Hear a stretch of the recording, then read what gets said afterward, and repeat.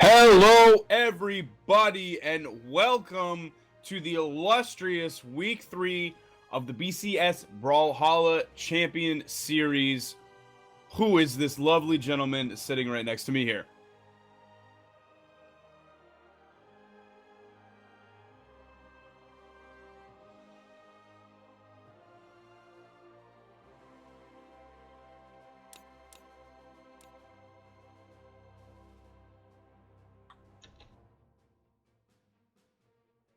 I am your boy, Microphone's muted. Sparky87. My mic was muted. I'm designated Asian.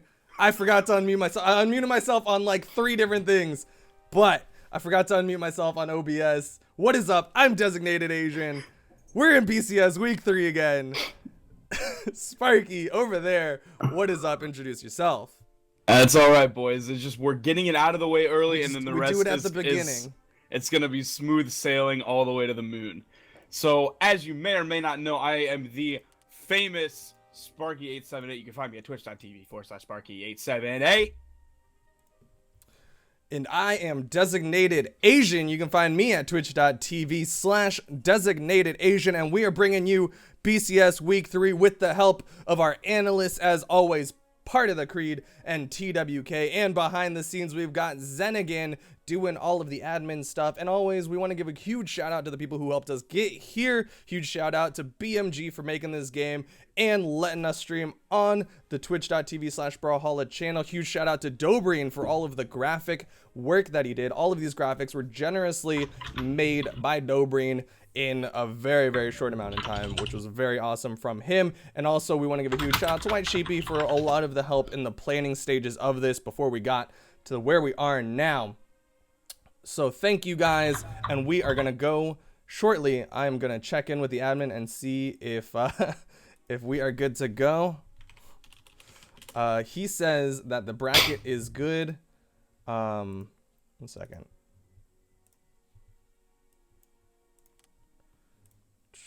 Let us hop on over to the bracket graphic, and we will see who is all playing today.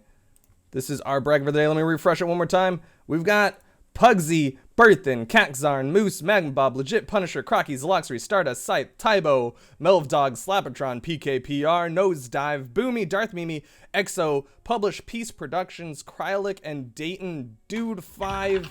I know what some of y'all are thinking. You're like, why is EXO way over in 15th seed? And the reason is because we are doing, we put tournament points before general ELO. And on that note, EXO doesn't have a lot of ELO, so if you want to get mad at someone, get mad at EXO. But EXO is currently in gold right now. I can confirm that, or was as of yesterday about 12 o'clock when I was doing the seeding. Exactly. So don't get mad at us, get mad at EXO. I'm sure EXO's not mad at anyone because he has the mentality of, I'm going to have to fight everyone anyways. I don't care who's in my way. So that is why EXO's over here in 15th seed. But with that, who are we gonna watch? I mean, first, I believe we need to explain the rules. Oh yeah, go for it. Because we might have some new people just tuning in for the first time this week. Basically, the way it works is we are currently in week 3 of a 4-week qualifier series, and the 5th week will culminate in the top 16 being invited to a grand finals invitational only tournament. Now, the first 4 weeks, what happens is all of the players will play in sets of 3 until the very end when they will be in sets of 5. And if you win a set of 3 or a set of 5, you will get a single point for a victory. Now, we are in week 3, so we have, I guess, what we have sort of been working tidily called the bounty system, where if your opponent now has 1.5 times your points more, then you will be awarded 10% of their points for beating them. So if EXO, who now has 0 points, is going up against, let's say, Pugsy, who has 23 points, that satisfies the 1.5 to 1 ratio. So if EXO wins, he will get his 1 point for victory, and then now he will get 10% of Pugsy's points, which would be an additional 2 points. So he would get 3 points for that one single set victory. Now, that is where everything interesting happens, and where we saw someone like Pickled Potatoes last week come in from having 0 points, did not participate in week 1. He is now in second place with a total of 21 points. Yeah, exactly. Pickled Potatoes made out. I completely forgot what analogy. Like a bandit. Like a bandit. There we go. Made out like a bandit at the end of last week. He got, I want to say it was somewhere around like 5 or 6 stolen points just for everyone he fought. And then in the grand finals, he ended up meeting the golden ratio against Pugsy for the first round, giving him 2 points off of Pugsy because Pugsy had about 20 points at that point. And then in after that, the 2-to-1 ratio was broken, so Pickled wasn't able to make off with another 2 points for winning in the second after the reset, but Pickled did make a lot of points off of that, and that is exactly what we were looking for with this bonus system, is that Pickled, who didn't really get to play first week, ended up making it up in the second week by just absolutely dominating and going through losers bracket and getting all these points. And these people are starting without me, even though I said not to. So I guess we're not watching them. So that's great. And I think exactly what you were just talking about with like Pickled's just completely lights out performance last week is we are seeing some people sign up this week that haven't participated in any of the other weeks. I'm looking specifically at Tybo. I don't know if he had plans to sign up and just couldn't make it the first 2 weeks, but we now have Tybo.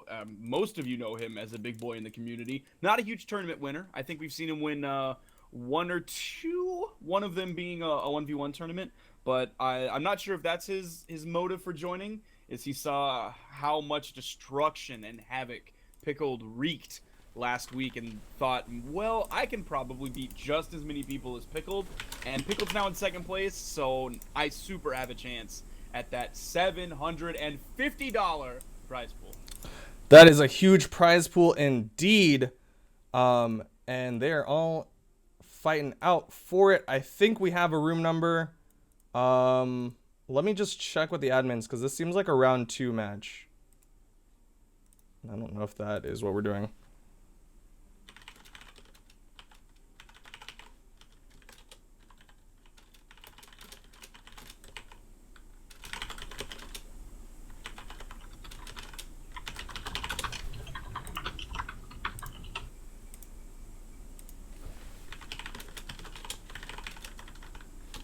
So while we have a little bit of downtime and Duke is figuring all that business out behind the scenes, I will let's go ahead and see what our point standings of some of the top boys this week. We have Pugsy coming in at first place with 23 points right now.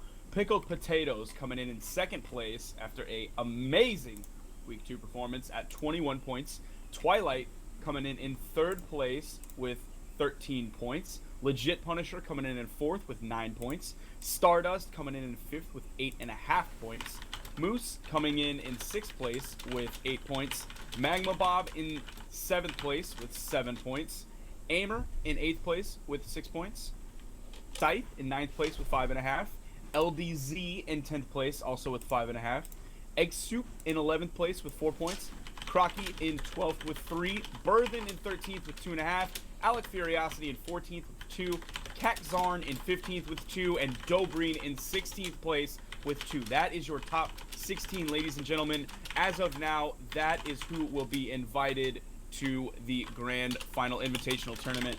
But as we saw last week, the places and point values can change in an instant, in the snap of your fingers, especially with all of these wrenches in the point systems that we have thrown into the bunch.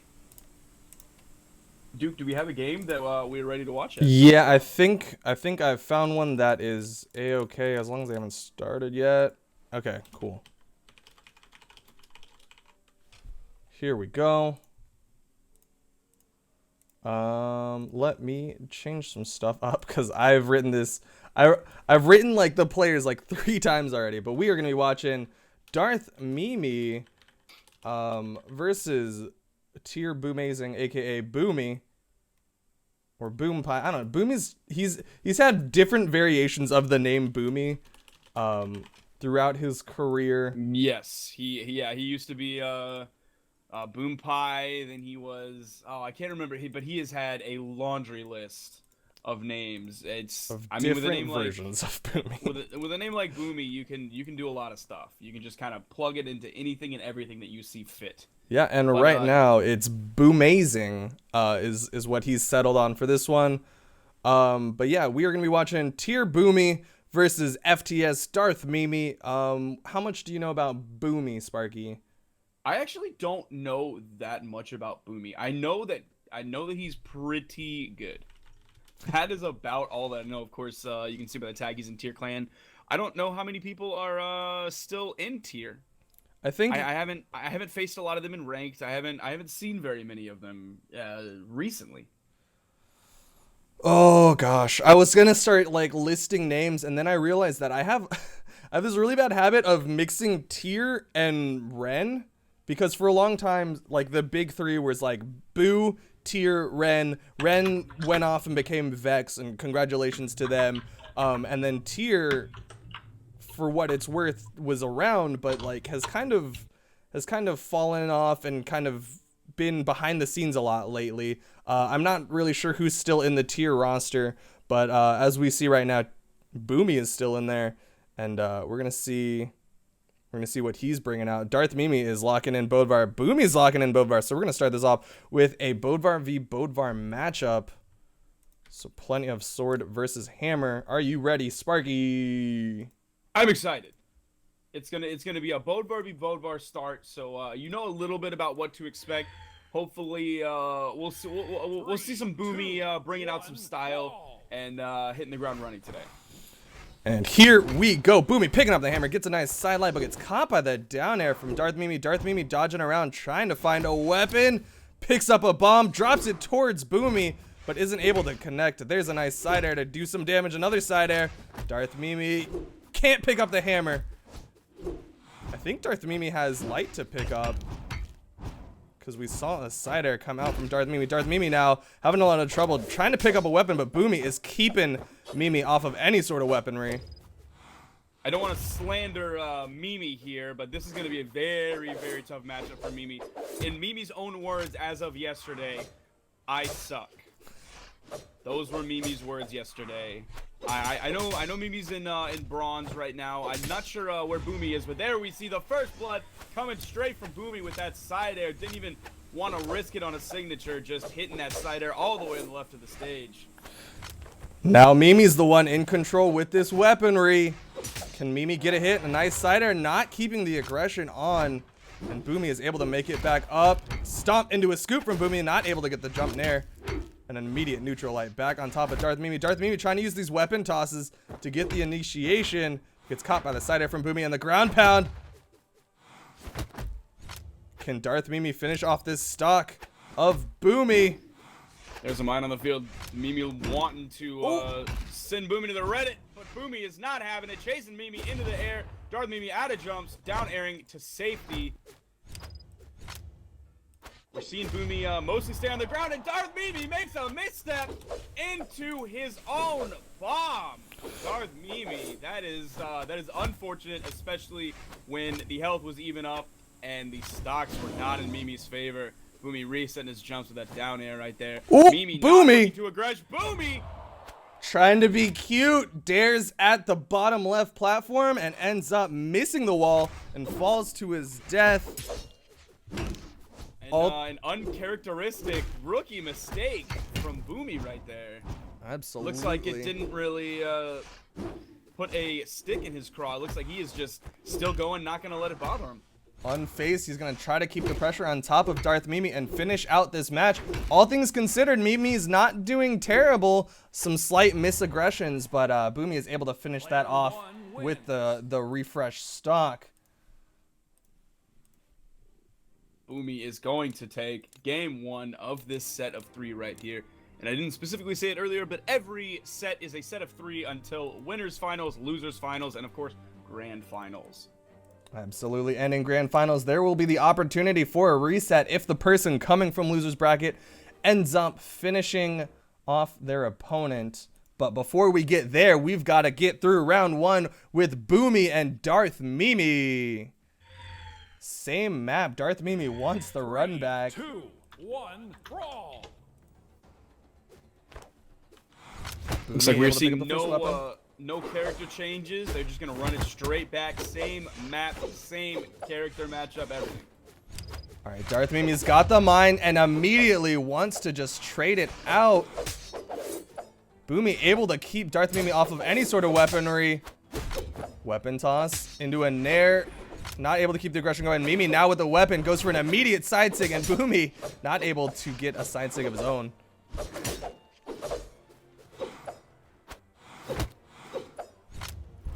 Side sigs from both sides. Darth Mimi's doesn't connect, and Boomy's able to send Mimi off the map, but Boomy opting not to edgeguard, instead lets Mimi come back up.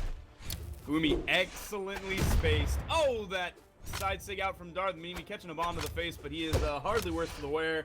He is just eking into orange. Mimi holding his or her own right now. Ooh, big hit from Boomy. He's gonna finish off the first stock from Darth Mimi.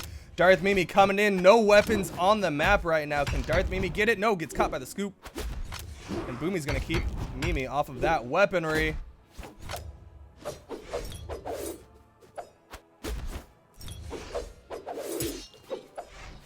Darth Mimi is going to have a tough time getting in on No. Boomy while he has that sword, but gonna pick up that hammer, hit a big sig, knocking out Boomy.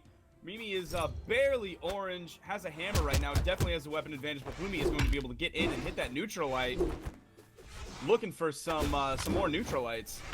Scoop from Mimi into a weapon toss, into another scoop. Another That hammer weapon dare toss. can be so potent depending on your spacing. That stomp into the Sair from Boomy. Boomy is chasing Darth Mimi right now. Had Mimi's number, was constantly on, stuck to him like glue. Mimi tried to recover high, but Boomy had the jumps, ended up going high with Mimi, and gets the Sair to finish it off. But now Darth Mimi, weapon control, opts to throw away the sword, catches Boomy with the mine toss, and gets another spike ball. Darth Mimi is playing the weapon toss game, and it's not working terribly, to be completely honest.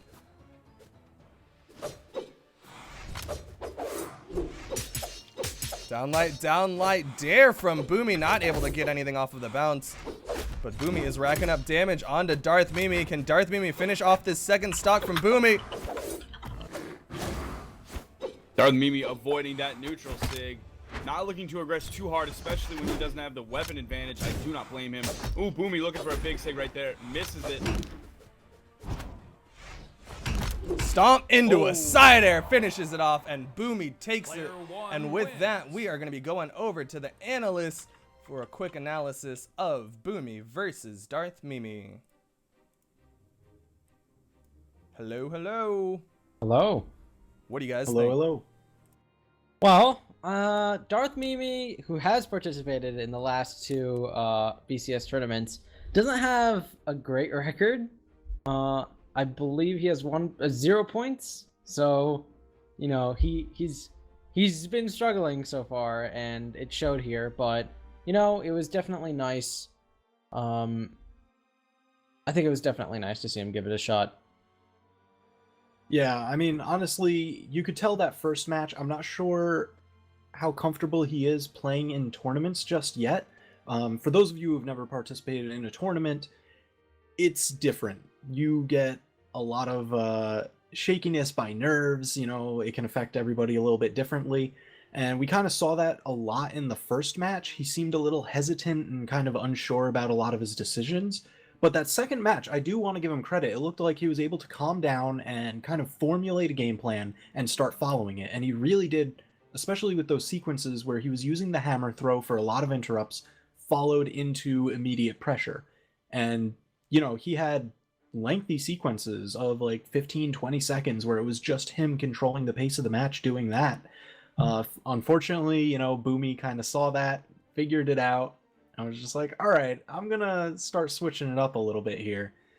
And I mean, the tail of the tape's right there. Yeah, absolutely. I mean, you know, Boomy, he knows how to play. He's in tier. He's one of the top players. I don't think Boomy has participated very much in the past BCS tournaments. I think this might be his first, but he's been doing pretty good on the 1v1 ladder, so there's a good chance that he could climb up here, rack up enough points, get in the top 16. It's still not too late, even in week 3, because there's plenty of room in those top 16 to get enough points. I want to say that rank 16 has like 2 or 3 points or something. Yeah, 2 points. It's pretty low. So, to all of you out there who aren't participating, right now you could make your way into the top 16 and then just play for it from there. Yeah, outside absolutely. of that,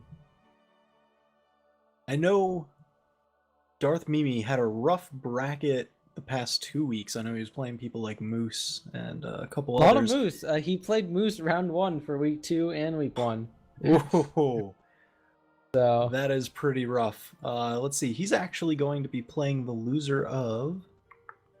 which will be Match either 11. Legit Punisher or EXO. So good luck for week 2 and week 1. Whoa. So That is pretty rough. Let's see. He's actually going to be playing the loser of... which will be Match either 11. Legit Punisher or EXO. So good luck, Darth Mimi. We wish you the best of luck. Wow. If he can even scrape by one of those, I mean, huge props to him. That will be a major accomplishment. Definitely. Let's take a quick look at what the bracket's gonna look like soon. We finished round 1.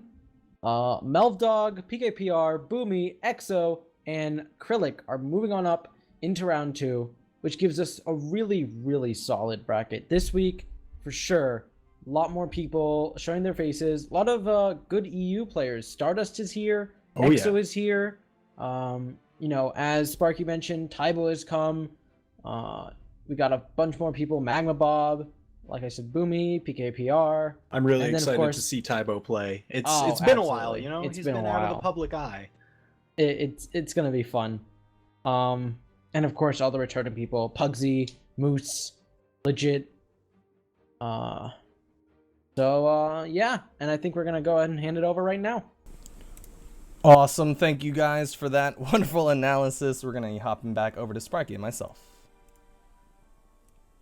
Sparky, we are watching Moose versus PKPR coming up next. What do you think of these two players? PKPR, I think, is another one of those people that signed up for, this is the first week that he's played at. So I'm excited to see what PKPR does. I know PKPR known for his very potent Thatch. Moose known for his, I believe, Bodvar? Yeah, he's been a Bodvar main for a long time, since closed beta. PKPR also another closed beta boy and a tier boy, since we were talking about tier just a little while ago. And yeah, PKPR, one of the very few Thatch mains out there. So yeah, this should be an interesting matchup. One of the rare times you'll ever really get to see a Thatch in a tournament setting, considering it's what, PKPR and Secret Stakes as far as like Thatches go. Yeah, So, a lot of people surprisingly don't play Thatch, which I honestly still don't understand why. There was, I mean, you can say it's the 3 armor, but I mean, plenty of people played Ada, especially when Ada was insanely good before that neutral stick and a couple other things were toned down. A lot of people played Ada. I don't understand why people aren't playing Thatch, and we see I think PKPR getting that Thatch locked in. they kind of get locked up on the fact that Thatch has cannonballs, which is widely considered one of the weaker signatures in the game. But all things considered, they're going. Thatch he's not bad. Despite the 3 defense, he is still a really strong character, like you were saying. But here we go, Moose versus PKPR. This is round 2 of the winners bracket. Moose coming in 4th seed with tournament points. PKPR having to use his elo to get the seeding that he got. And Moose starting off with these dares, getting a couple taps, was caught by the down sig from PKPR. We're seeing Moose playing into that 3 defensive thatch. That's eking into the orange right now after only a handful of hits from Moose. Hammer doing so much damage to him. PKPR getting that down like combo. The neutral sig not hitting Moose. Chase him into the air with the nair. Looking for a gravity cancel neutral sig. Was wildly off. I don't know if he expected the ground pound. Second gravity cancel neutral sig off the mark again. I'm not sure what these reads are, especially since that last gravity cancel neutral sig would have sent him into a wall. And the side air, the unarmed side air, which actually has a surprisingly low kill range, more than you would expect from any unarmed move, other than maybe an uppercut. Moose throws away the hammer, gets caught by the downlight, and is jumping around right now, staying real close to PKR. Finally backs up to pick up the sword, but PKPR, no, Moose is looking for a different weapon. He threw away his sword, tried to pick one up. Now he's kind of stuck with the sword, can't throw it away safely. But PKPR is trying to keep Moose off of this hammer that Moose is looking for so bad. Gravity cancel downlight into an immediate side air from PKPR is going to send Moose off the map. PKPR managing to play reasonably safe against Moose. Moose is in the red. PKPR barely into the yellow. We're seeing the edge guard right here. Moose going for the dare. Line toss is going to be off the mark. Moose trying to set up a trap, but PKPR with that neutralite is keeping him at bay, and the ground pound will finish it off. Moose had to burn a dodge to get away from that weapon toss and ended up being out of options by the time PKPR was ready with that ground pound. Bomb not going to connect for Moose. Oh, that neutral sig almost missing. That little bit of vertical upward movement for PKPR just saved him there. I wouldn't have been surprised if that bear killed him. Oh, that side sig excellently spaced out from Moose. PKPR might have underestimated that. PKPR hitting a couple dares. We haven't seen him, I think, have guns hardly at all. Yeah, we haven't seen a lot of his gun gameplay. He's been predominantly sword, but you can see he is not inept with that gun. Gets a nice dare into a gravity cancel neutral light and tries to catch Moose with these neutral airs to punish any sort of aerial approach from Moose. PKPR fishing for those dares right now. He's going to clear the board, keep Moose off of any weaponry and any more force or stun, and Moose might have fallen into that mine. Moose now gets a sword. We got sword versus sword. Moose gets a nice side light and is going to throw it away immediately. He's looking to finish this off with his unarmed Sayer. Gravity cancel side sig, not going to connect. Downlight into a side air. PKPR getting knocked around, but answers back with a nice downlight side air of his own. PKPR electing to go to the island to stay safe against that strong hammer. The falling side air catches PKPR. And PKPR without a weapon, not afraid to engage on the Moose, though, looking for that turnaround quick kill. Moose with this hammer ground pound is trying to keep all weaponry out of everyone's hands right now. He doesn't care as long as PKPR is unarmed, but PKPR ends up picking up guns and Moose throws away his sword. I'm not sure if he's trying to get the unarmed startup with that weapon toss right now, but things are not looking good, and there's the big dare. Evened up. Moose and PKPR, one stock each, white health. PKPR with the weapon control, but Moose picks up a hammer. We see them taking full advantage of every single weapon that is spawned on the stage. You're not seeing more than one really spawning and sitting there for any length of time before a weapon is thrown and another one is picked up. Absolutely. Moose has been... I want to say he was looking for the unarmed startup with that weapon toss to initiate the unarmed string, but after a certain point, he just gave up on that and opted to play standard, and that's when you saw those hammer hits, and there is the Sayer in the mine. Turning it around. I don't think Moose saw that possibility even coming at all.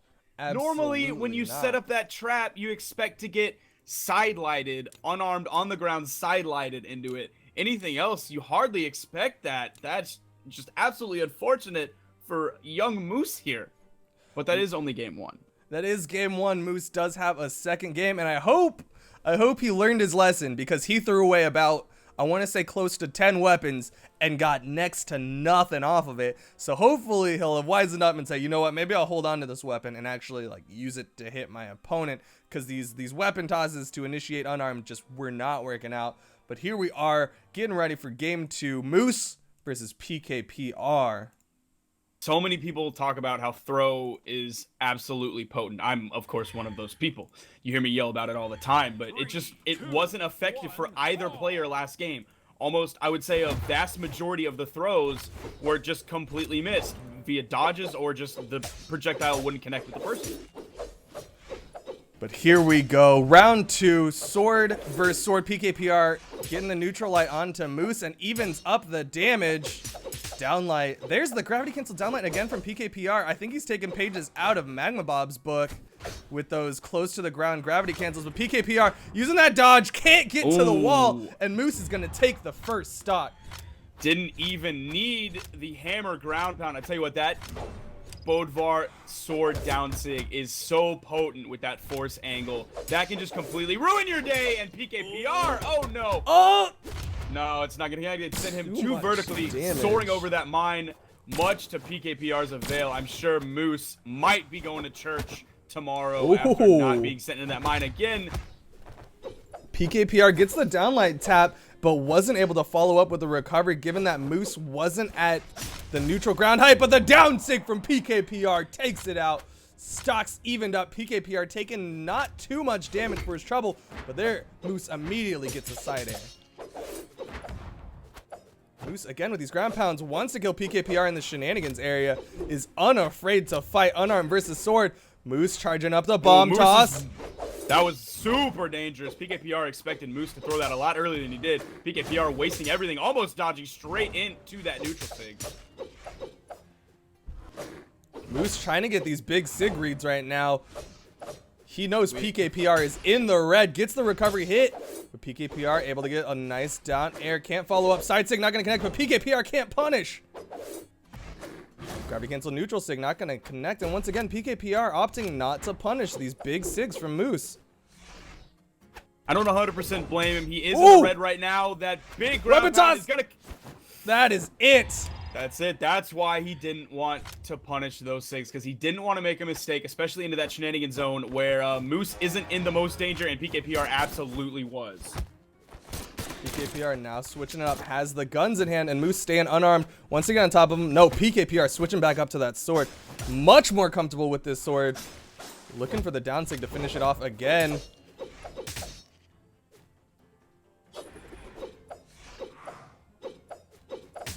It is an edge fight. PKPR looking to take that second stock off of Moose. That side air. PKPR is stripping the field right now. Oh, and the bottom edge of that down signature from the mighty Thatch takes Moose out. PKPR in a reasonably good spot. Didn't take too much damage. Hitting the downlight combo. Almost equalizing this game right now. It looks like Moose wanted to dodge through and I like that neutral light read. I'm really curious about the use of this down sig. PKPR has used basically no other sigs with this Thatch sword. I don't think I've seen a wave. One neutral. He used one neutral on the match on Twilight Grove. So I'm really curious. I mean, the down sig is good, but any aerial approach from Moose might be able to punish it if he gets the read. But either way, it's working out. PKPR has been able to even up these stocks with these down sigs. And right now we got sword versus sword again. Moose is going to throw it away, try to switch to hammer, but picks up the sword. Moose catches him with a side air, can't get the ground pound rest. PKPR is going to clear the sword, gets a neutral light, and Moose is in trouble now, has to get to the wall. Gets back, mine in place, he's got to be careful. Oh, traded. Moose gets the side light. Traded spots with PKPR, and we see a reverse of what happened last game. Yes, it's a complete 180 this time. Moose coming out on top, especially when he was in the red. That was in dire need there. It looks like Moose is going to immediately ban Twilight. It looks like they're going to Shipwreck Cove. Thatch's home turf. PKPR hoping the home team crew is going to give him that little bit of edge that he needs to take out Moose in Game 3. This is a curious decision, if I say so. Like you said, this is Thatch's home turf, not only in thematic art, but on the other side, the cannonballs are actually incredibly effective on top of Shipwreck. But PKPR favoring this sword. It's getting caught by the unarmed from Moose.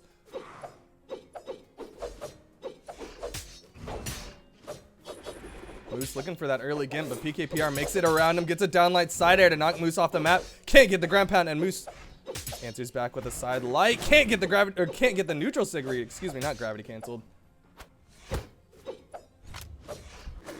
Side sig not gonna connect on the PKPR. Seeing swords flinging wildly in the air. Moose grabbing that hammer. See if he can put those big, heavy swings to good use. Ooh, And there is the side sig. from Moose taking out PKPR. You gotta know that the home team crowd is a little bit disappointed right now. But those the little bit of sprinkling of Moose fans, they're pretty excited. PKPR looking to get the hit. Gets the side air to knock him away. Has the guns. Can PKPR get the nair? Gimp? No! Tries to get a read with that side sig. But Moose on the opposite side of him doesn't dodge through. Bomb toss. Moose almost dodges into it. He was able to breathe onto that mine to push it forward enough so it didn't hit him. Moose looking to do some sort of cute setup with that weapon toss. The up toss to punish any sort of approach from PKPR will get stopped by those weapon tosses. But Moose with this continuing the unarmed. aggressive string into the air, putting the hurt onto PKPR. Moose is now just throwing everything on the board, but PKPR finally gets a downlight into a side air, but it's not going to finish it off, and PKPR is taking so much damage in this second stock. Things are looking good for Moose. Side air finishes it off. PKPR is going to have to turn up big right now with this weapon advantage. This is his only chance, but Moose gets the hammer.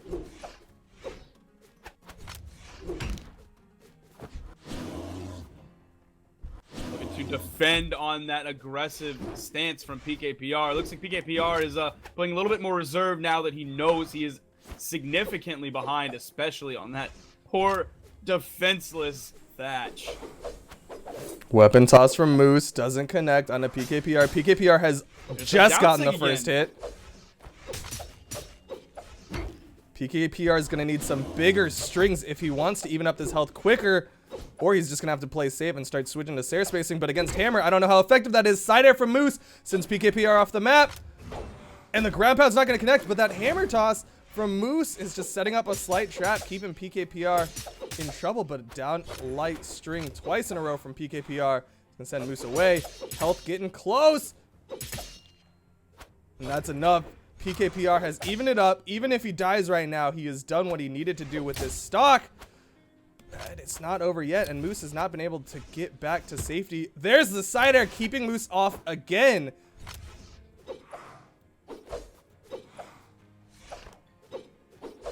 PKPR is just swinging, and there's the nair to finish it off. PKPR takes the lead with the second stock, and Moose is coming in fresh stock. Can he finish it off?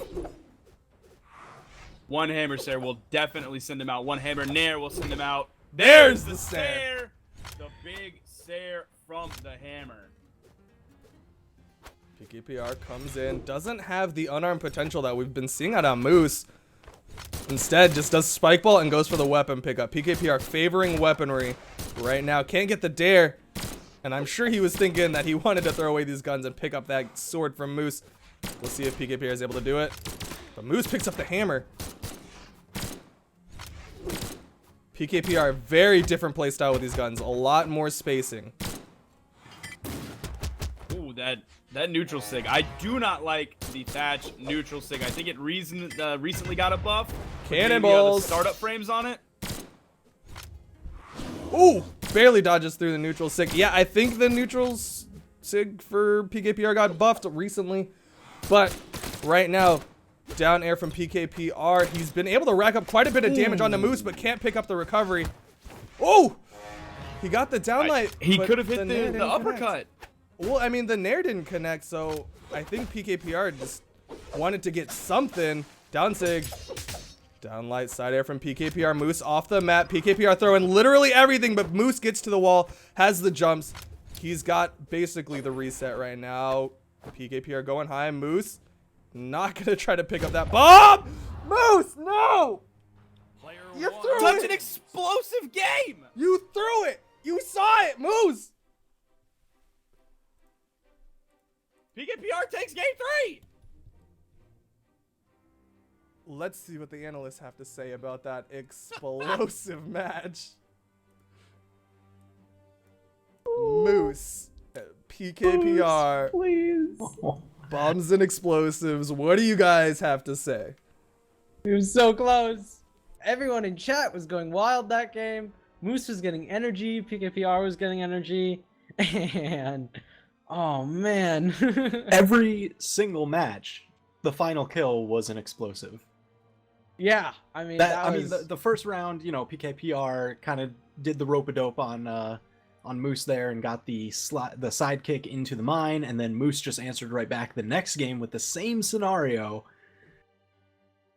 I don't know why he went for the bomb catch there. well, I mean, it looked like he looked picked like, up the weapon it looked right like he before went the for the bomb hit, catch, but he was like pretty late because the weapon was also there. That, or he went for the weapon and wanted to like dodge through the bomb, but I'm honestly not sure. Like in those few frames, it's hard to tell exactly what he was trying to do, but yeah, that was really rough. I mean, really, the story of that match though had to do with him having such a commanding lead in the beginning, and then PKPR just immediately closing the huge gap on that second stock. Mm-hmm. I mean, Moose definitely did get a lead, but I think in general throughout that set, the two of them were very closely matched. Oh yeah, And, they were very close matches. That third one, Moose did find kind of that game plan that I think actually hurt him more so in the other matches than it helped. I know we were talking about this. He threw away his weapon a lot, even when there wasn't one nearby ready to pick up. Yeah, absolutely. And I mean, Moose is good with the weapon throws, but he's not been very strong in his unarmed game. And he's talked about that before, about how when it comes to unarmed, like he isn't as comfortable with combos and strings using an arm to rack up damage. And he did do it a little bit, but not to the extent to justify how often he was throwing his weapons away in these situations. And I think that really hurt him overall. Absolutely. And there's one other thing that I want to touch on that PKPR seemed to be doing a lot, and he wasn't really getting punished for it. It is kind of high risk, high reward. He does a lot of those jump, gravity cancel down light at about half jump height. Now, that's pretty good because it gives you your combo starter at a range where even if the opponent tries to jump over it, they really can't, both with the sword and the guns. However, it does spend your dodge, and it forces that 3-second dodge cooldown. So if Moose kind of identified any of those times and was able to punish appropriately, he would be able to get some significant strings, significant damage, because PKPR just wouldn't be able to do anything about it. Now, it is important to note that despite the dodge window, there is a very distinct difference between someone who is used to doing that jump gravity cancel and then knowing what moves to do to avoid getting punished in the 3 seconds you don't have your dodge, and someone who's unfamiliar with that and sees that 3-second dodge window and goes, hey, I can punish him, but how do I do that? Because exactly, you have to know exactly which move to do, or else PKPR can respond with just an attack that will outrange whatever or outspace whatever attack you're trying to get. So yeah, and it does afford him like a certain degree of safety against normal play styles, because it does put him at just that half jump height. So he drops down to the ground a little bit sooner than you would actually. So it's a tricky situation, and you need to kind of identify it and pick it out as it goes. Yeah, definitely. And so if Moose was able to sort of read exactly what he's supposed to do in those situations where, hey, PKPR's users gravity cancel, we gotta get in there and attack, then maybe he could have turned that game around. But I think in general you just need more experience to get on top of that. Yep, and with that, I think we will be moving back over to the caster's desk. Thank you guys for that analysis, and we will be hopping over, like you said. Sparky. Yes, sir.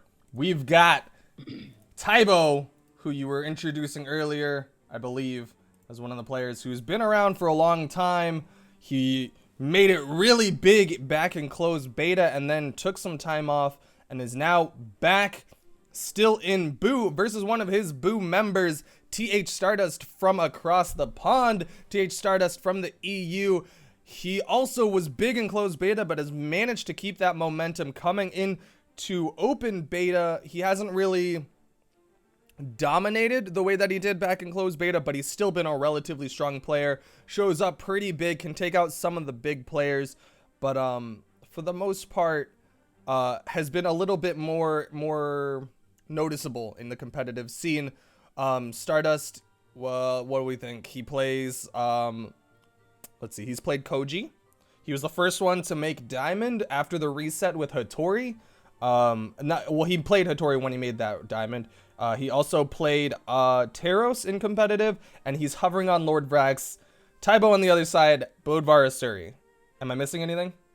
The only time he won a 1v1 tournament was with Sentinel. Stardust or Taibo? Taibo. Oh, that's right. Taibo Yeah, used to be a big Sentinel man. That was a long time ago. He never played time Sentinel in tournament, and then all of a sudden he played Sentinel in tournament and won the whole darn thing. We saw Barraza. I know if that is actually what he plays, I know there are some people out there that have been fervently asking for Barraza buffs. Let's see if Taibo can show them that they don't necessarily need that. I hope Stardust plays Lord Vrax. Maybe Pickled's outstanding performance last week. I know we keep saying that. Sounds like we're Pickled fanboys, but you can't deny what Pickled did. Pickle showed up real hard last week. Really hard, and did some amazing things. Maybe that showed the potency of Lord Vrax, and Stardust thinks he can put that to good use against Taibo. I have to assume he's got something planned, unless he's not gonna commit to this Vrax pick. But I think we are ready. Oh, there's the switch in characters. Let's go ahead and give them the okay. Taibo is switching to Nash. He actually, I believe he tweeted something about this recently, that he said he's falling in love with Nash. So we're gonna see Taibo on that Nash versus Stardust on Bodvar. Interesting. I did see Taibo playing Nash. I think it was yesterday. He was playing with EXO in 2v2s. So maybe that's where this love affair with Nash started, and it just carried over into 1v1 because Hammer's strong, Spear's strong. Nash has some really good signatures. He has some not so good ones, but he also has some really good ones. Well, speaking of how strong Hammer and Spear are, Stardust was able to keep both of those out of Taibo's hands for a good 20 seconds and is now able to get Taibo into the orange without taking any damage. Taibo has yet to get a hit. One Sair, two Sair, but the Nair won't connect. There's a stomp into a sidelight from Taibo. But as that you were stomp saying, sidelight from Hammer is just it just comes out so quickly, and it's not a 0 to death starter combo. It's not gonna kill somebody. Oh, Taibo! Oh, Taibo able to use that Nair to give him the room that he needed. Taibo, oh, gravity cancel down sig, but Stardust is ready with that punish. Gets a sidelight.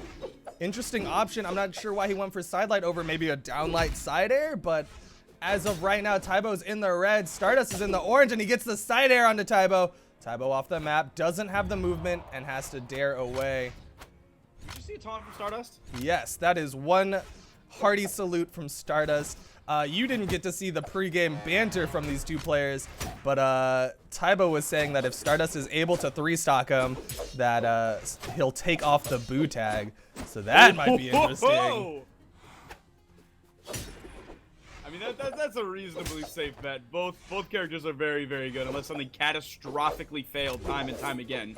You're not going to see a 3-stock on either of these players. That said, Stardust still has 3 stocks, and he's using these Sairs to keep Taibo at bay. Another Sair.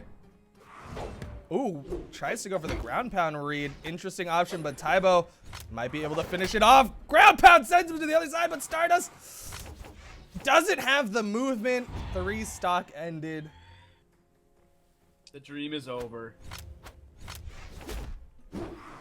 But Taibo in the orange right now. Stardust gets a dare, but doesn't want to follow up. Instead, backs up, picks up the hammer, gets a Sair, can't get the Nair, but chases alongside Taibo and gets another Nair. Taibo still alive for a little while, but the scoop I guess Stardust is having a good connection today because he's able to stick to Tybo, and that dare is going to take Tybo out. Nash sometimes feels like he has a million defense, but not according to that dare. Stardust with a full stock advantage right now. Things are definitely looking good for Stardust, and it is US East priority, so Tybo should be having the ping advantage, but Stardust undeterred. Might be connected to a VPN, who knows? Stomp doesn't finish anything. Tybo gets a neutral light. Even with a VPN, it makes the game playable at the top level. It does not make it easy. But that side air from Tybo. Tybo's looking to even it up. He's not taking too much damage right now. Gravity cancel down sig, and Stardust once again able to punish it, showing how unsafe that move is at high level. Again, Tybo goes for the gravity cancel down sig, and Stardust punishes. Of all of Nash's SIGs, I think his hammer down SIG is probably one of the worst.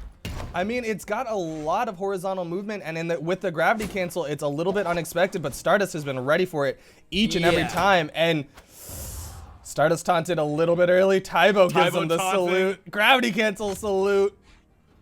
And Stardust answers back.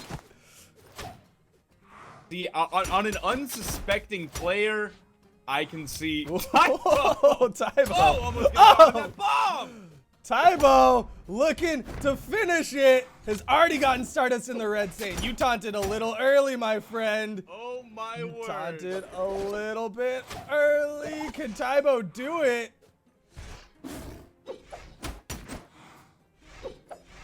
Tybo, be careful with those signatures. Just end it with a Sair, my man.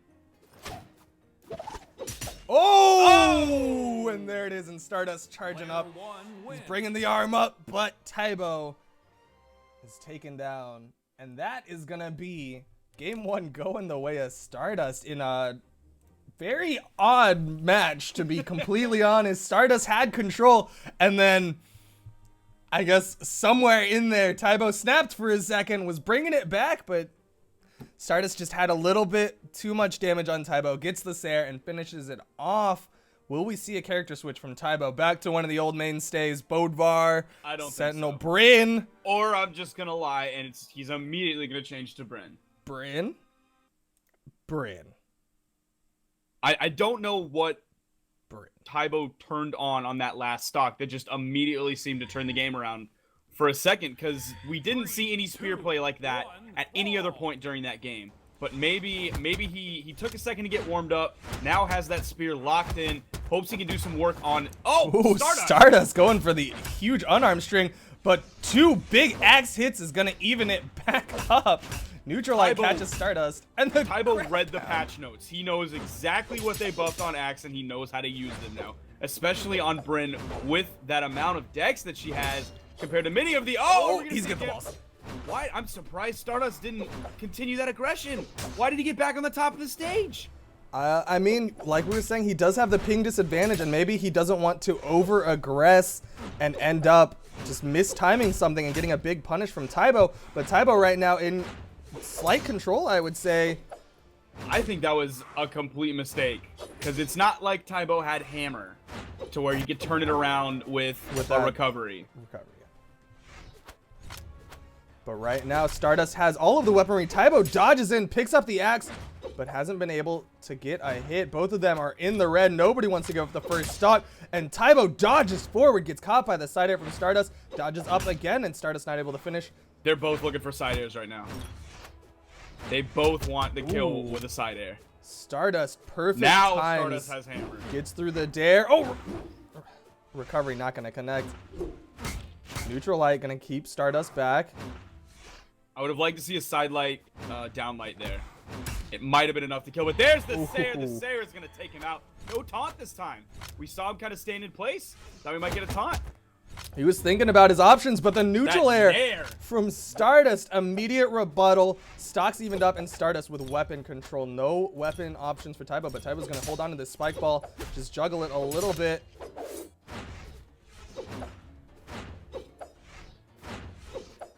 Tybo looking for that dare startup. Tybo wisely not getting completely over Stardust. He's kind of being at a 45-degree angle from Stardust, using all of that dare hitbox from the axe to Oh, approach oh, safely. oh, no! oh, What did he just do?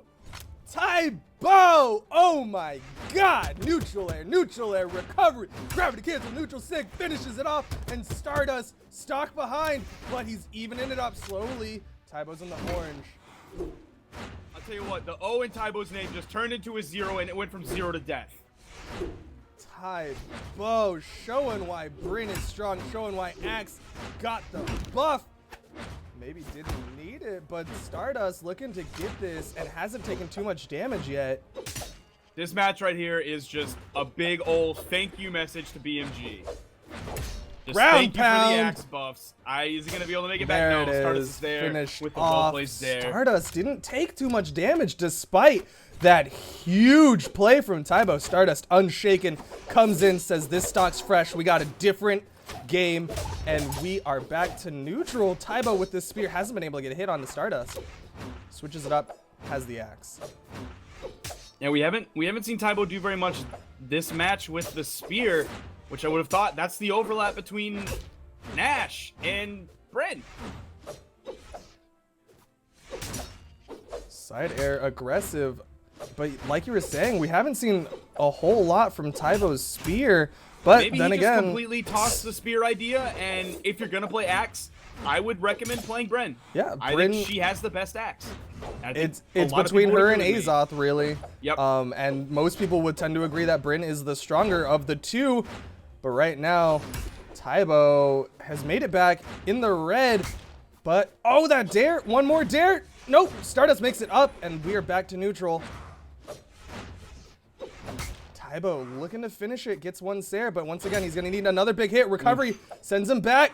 Little bit late dare. Oh, allowing that no. recovery to hit. Tybo He is currently weaponless. unarmed. Things are He not can make looking that spear good. work. Oh There no! was- Side sig gets interrupted by the side air from Stardust.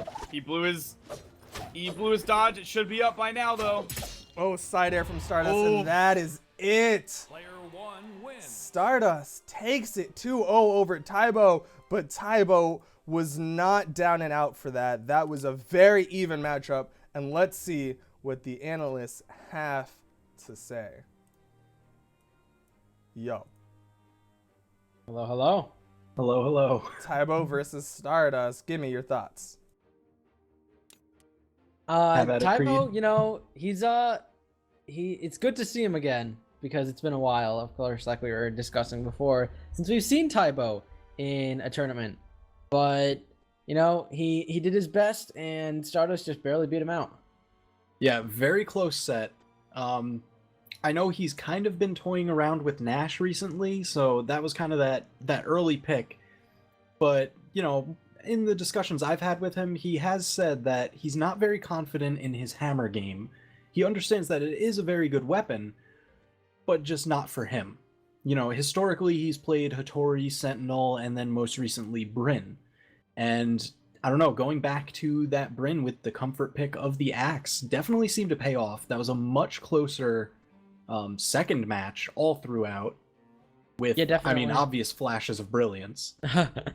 In that first match, you could see, like, whenever he got the hammer, he was sort of like fishing some hits. You know, the spacing was all off and the timing, not quite knowing exactly when to hit something to get Stardust to fall into it. And of course, Stardust is experienced in Oh yeah. matchups in general.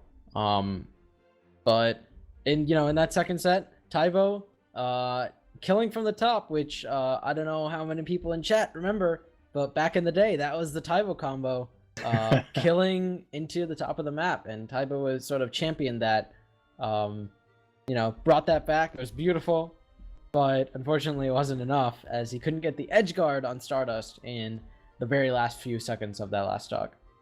Yeah, very solid play. I'm really looking forward to seeing more from Tybo, definitely from Stardust, because, I mean, he's had fantastic performances all throughout. He is one of the more well-known names of the competitive community, and definitely good for a good show today. Yeah, absolutely. And Tybo's gonna go down into losers bracket now, and I expect that we'll see some good play. Hopefully, he can climb back up, and we'll see him again. All right. And with that, yeah. Yeah, sorry. With that, we're gonna be hopping over to Sparky and I, and we're gonna do a little break after this. So 1 second. All right, Sparky. We just saw a lot of really good matches. We saw 3 rounds of the BCS, and we're gonna do a quick little bit of a break, do a giveaway, and then we'll come back with winners, semis, and plenty more Brawlhalla action. Plenty of good plays. Tybo's still in it. Pugsy's still in it. A lot of your favorites are still in it, so stick around. We got plenty of good stuff to come. Yeah.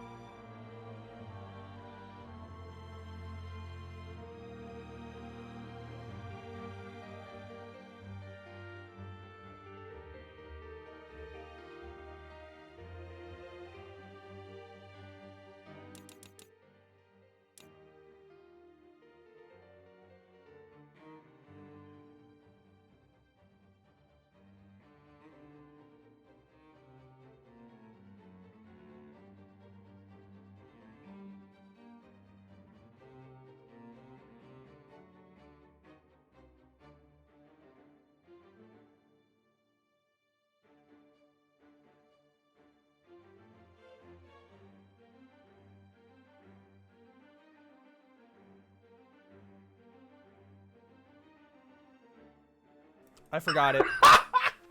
Every time. There's like 3 different mute buttons I gotta press. That was a good one too. Thank you. It really was. It was a good one. It was a really good one, and It only was. Sparky got to hear it. Hello, welcome crushed back to BCS Week 3. You know, from now on, I'm just gonna let you say stuff, and I'll just make sure that I have everything unmuted. Welcome back. I'm Designated Asian. With me, as always, Sparky878 at the analyst desk. We've got Part of the Creed and TWK. And behind the scenes on the admins, we've got Zenigan. Also want to give a huge shout out to all the people who are helping us out. Huge shout out to El Doco, Loco, and Magma Bob for helping mod chat. Huge shout out to Dobrain for the graphics. Huge shout out to BMG as always for making this fantastic game and letting us stream on their channel. And huge shout out to White Sheepy for helping us with the planning stages of this tournament. She's unfortunately not able to help out with adminning or any of the sort. Normally she does, but she's been very busy. But also want to give a huge shout out to her because she helps out every single time we do something like this. But without further ado, we are ready for semi-finals of the winners bracket. Let's see if we got a room number. We have a room number. 1 second. That is you can just join on to Pugsy. Is that what you, okay. I'm just gonna, you know what? I'm gonna join on you, and that'll work. That'll work too. Give me the lowdown on Pugsy versus PKPR. PKPR we saw earlier today, but Pugsy we haven't seen today. Pugsy is more than a seasoned veteran, especially in terms of the BCS. Pugsy has been here since week 1. What's that and voice? Pugsy has been in the lead since week 1, right? Yeah, Pugsy has been in first place since week 1. Pugsy went through the entirety of winners bracket in week 1, earning himself the Juggernaut bonus, as I like to call it, or just the unkillable bonus for making it through the entirety of week 1 without getting knocked into the losers bracket. Week 2 ended up getting knocked down in the losers bracket, had some familial obligations, a party or something came up, and Pugsy's mom was getting really upset, so Pugsy had to bow out, but was still in first place at the end of week 2. And here we are in week 3. Pugsy yet to touch the losers bracket. I was talking to Pugsy earlier, and Pugsy specifically said that he didn't go and watch the I guess you'd call it the game film yet from the games with Pickled. And he said that he should probably watch that so he knows how to beat Pickled. So the familial obligations, originally I thought when Pickled had that huge string with Vrax's guns that just completely demolished Pugsy.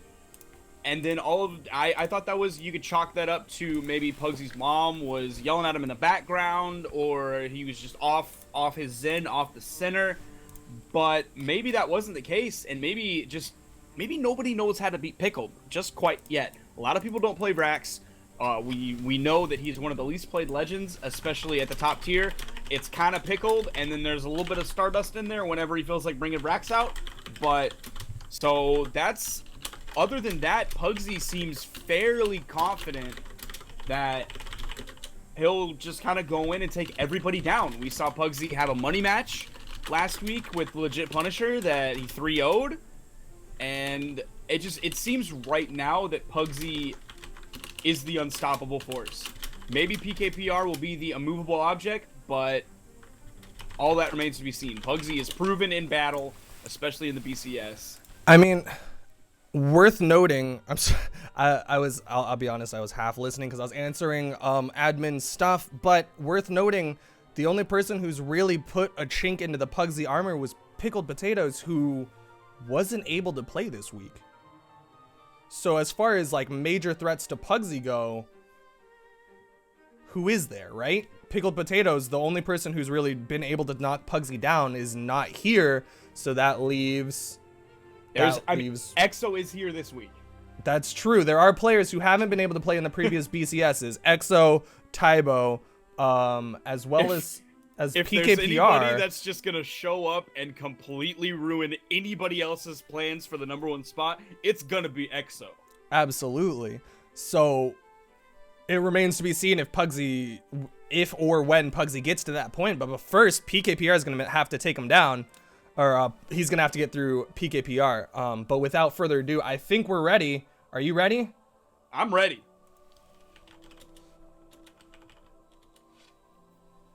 Are you ready? I'm ready. Are you ready? Okay.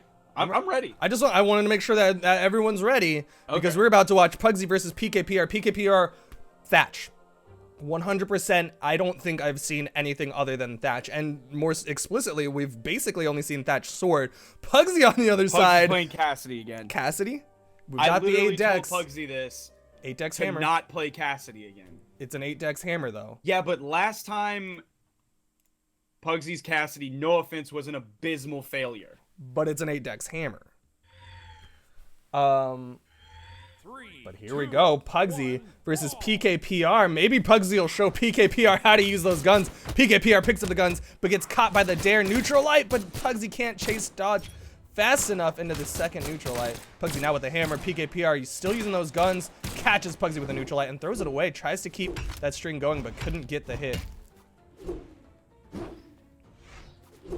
Pugsy just trying to keep PKPR off with those Sares, but side sig doesn't connect. Neutral light catches PKPR mid approach. Neutral sig catches. Neutral air catches, and All right, I take my PKPR words taken back. down. I take him back. I'm sorry. Pugsy, I apologize. That's on me. Stomp into a neutral light from Pugsy. PKPR gets caught by the side light from Pugsy. And the down I'll tell light you what, side air. that neutral sig into the side light, the neutral sig to zone out the anti-air, the side light to hit when PKPR dodged in. That right there is just a cute little, I'm gonna hit you. You're just gonna get hit by that combo. You're either gonna be too zoned out that you can't hit me, or you're going to get hit by me. Right now, PKPR has not really been able to get a hit, and Pugsy's just been getting on top of him. We're seeing PKPR kind of revert to the play style that I don't want to say he was hated for, but he was definitely infamous for his very zone heavy. I'm trying to avoid negative words here. I mean, let's be fair. He's been spacing out Pugsy. He's been playing slightly more defensive. That for all intents and purposes, we'll go with that. PKPR doesn't want to make the big risky plays, and Pugsy takes gets another the second stock. stock. PKPR has been trying to play it safe and has been whittling at Pugsy, but it's been taking each stock to get about 50 damage worth of hits on the Pugsy. Things are not looking good for PKPR, and Pugsy is able to get under. Pugs got it.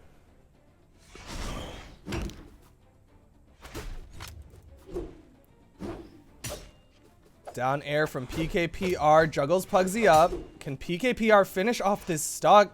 I haven't seen a single down sig from PKPR, but for what it's worth, PKPR really hasn't had a sword for most of this match. There's the Nair to finish it off. And PKPR is going to clear the board, try to keep any and all weaponry, but he threw away the sword, and now he's stuck on guns, which I mean, it's been sort of effective. Nice. Right there. Dare ground pound recovery from PKPR. Cannonballs aren't going to connect, and Pugsy gets on top of him with that hammer neutral light. Side air sends PKPR flying. Might be. And another side air. PKPR hasn't touched the wall, but there it is. Oh, that ground pound must have been a few pixels away from connecting.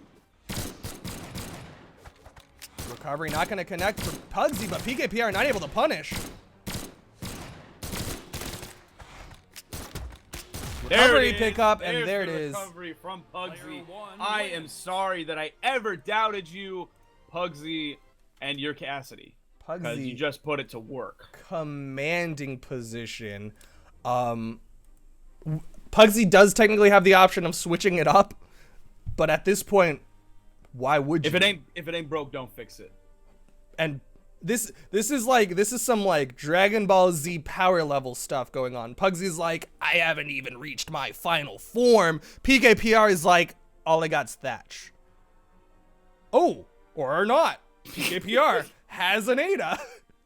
I am sorely mistaken. Maybe Just rewind the tape. That metaphor is just, it's gone. We're just going to pretend that didn't happen. Ada for PKPR. I haven't I mean, 3. has 2, anyone really seen his Ada? I haven't. And for all intents and purposes, PKPR has been more effective with sword than Then guns. his guns. So He's it's had nice interesting. he's had little blips on the gun radar of damage, but nothing significant like he's been able to accomplish with sword. I mean, let's be real here. The last game he had guns for us. He was predominantly guns for those 3 stocks and got 1 stock. Maybe he got Pugsy into the orangish reddish. Yep, but he wasn't finally able got to that finish kill with it the off. sword in there. So Pugsy again doing good work.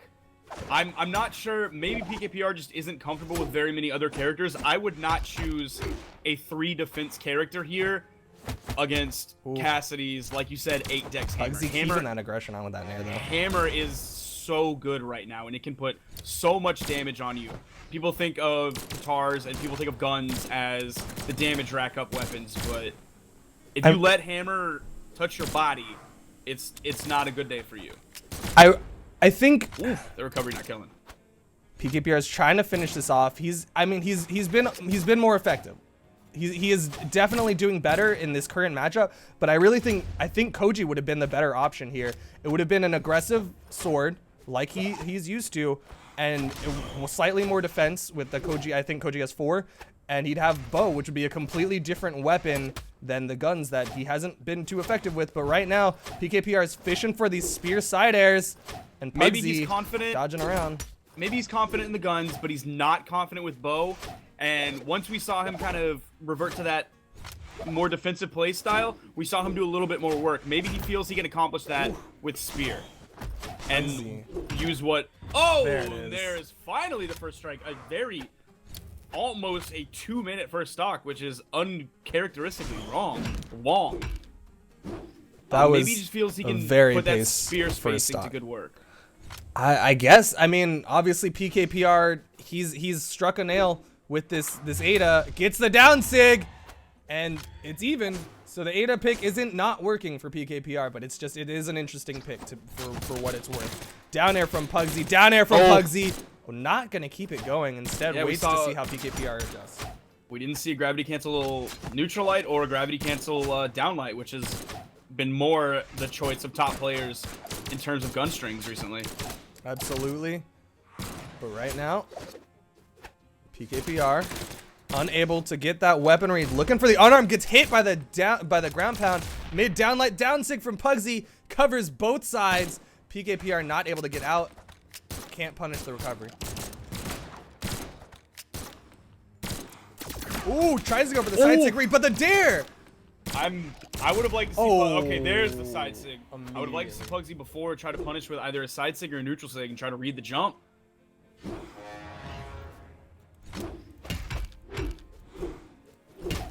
BKPR can get a good signature. I don't think a side air will do it at this point. Oh, Pugsy. The back-to-back neutral lights, that 3-frame startup. Did they nerf that to 4 frames? I'm not 100%. We're gonna have to defer to TWK as far as frame lord data. TWK. But right now, Pugsy's in the red. Can PKPR take it out? No, Pugsy. Another neutral sig. Side air. Oof. And weapon toss will finish it off. PKPR and Pugsy. It wasn't an explosive match, but it was a very well-paced back and forth match. Let's see what TWK has to say about that frame data, as well as what Creed has to say about that match. What do you guys think? Well, Pugsy, our veteran who has won all the BCS, or won BCS 1 and 2, not quite 3, of course showed the expected strong showing, taking out PKPR in a 2-0. So, yeah, I mean, I heard you and Sparky talking about this during the matches.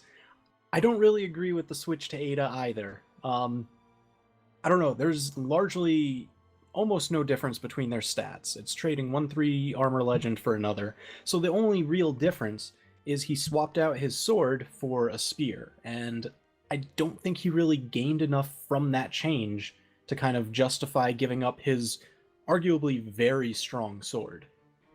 yeah, absolutely. And, I think that PKPR, after losing that first match, maybe was sort of feeling the desperation that, my Thatch, clearly didn't work. Maybe I need to switch it up. But Pugsy, he has the experience against all matchups, and he knew exactly what to expect. And, you know, you had PKPR who was spamming a lot of the spear side air in hopes of, you know, catching things, but it just didn't work out. Yeah, I'm not sure if he went for the gun spear to just try and outright outrange the hammer, but it didn't really pan out that way. I can understand how he would be a little bit worried about the hammer there, especially given how that first match went. Pugsy just putting on a clinic with the hammer, great strings into pretty quick kills, and I absolutely love his use of the lasso signature, that neutral signature from Cassidy's hammer, especially off of the stomp. Now, it doesn't do that much damage. You do get more damage from the side air or the side light, but I love the positioning it gives. It puts them in that vertical space, which is where the hammer has the most command of the field. So it just kind of lends itself to forcing them to spend options to try and get away, and if they can't, or if you just wait them out, tons of damage.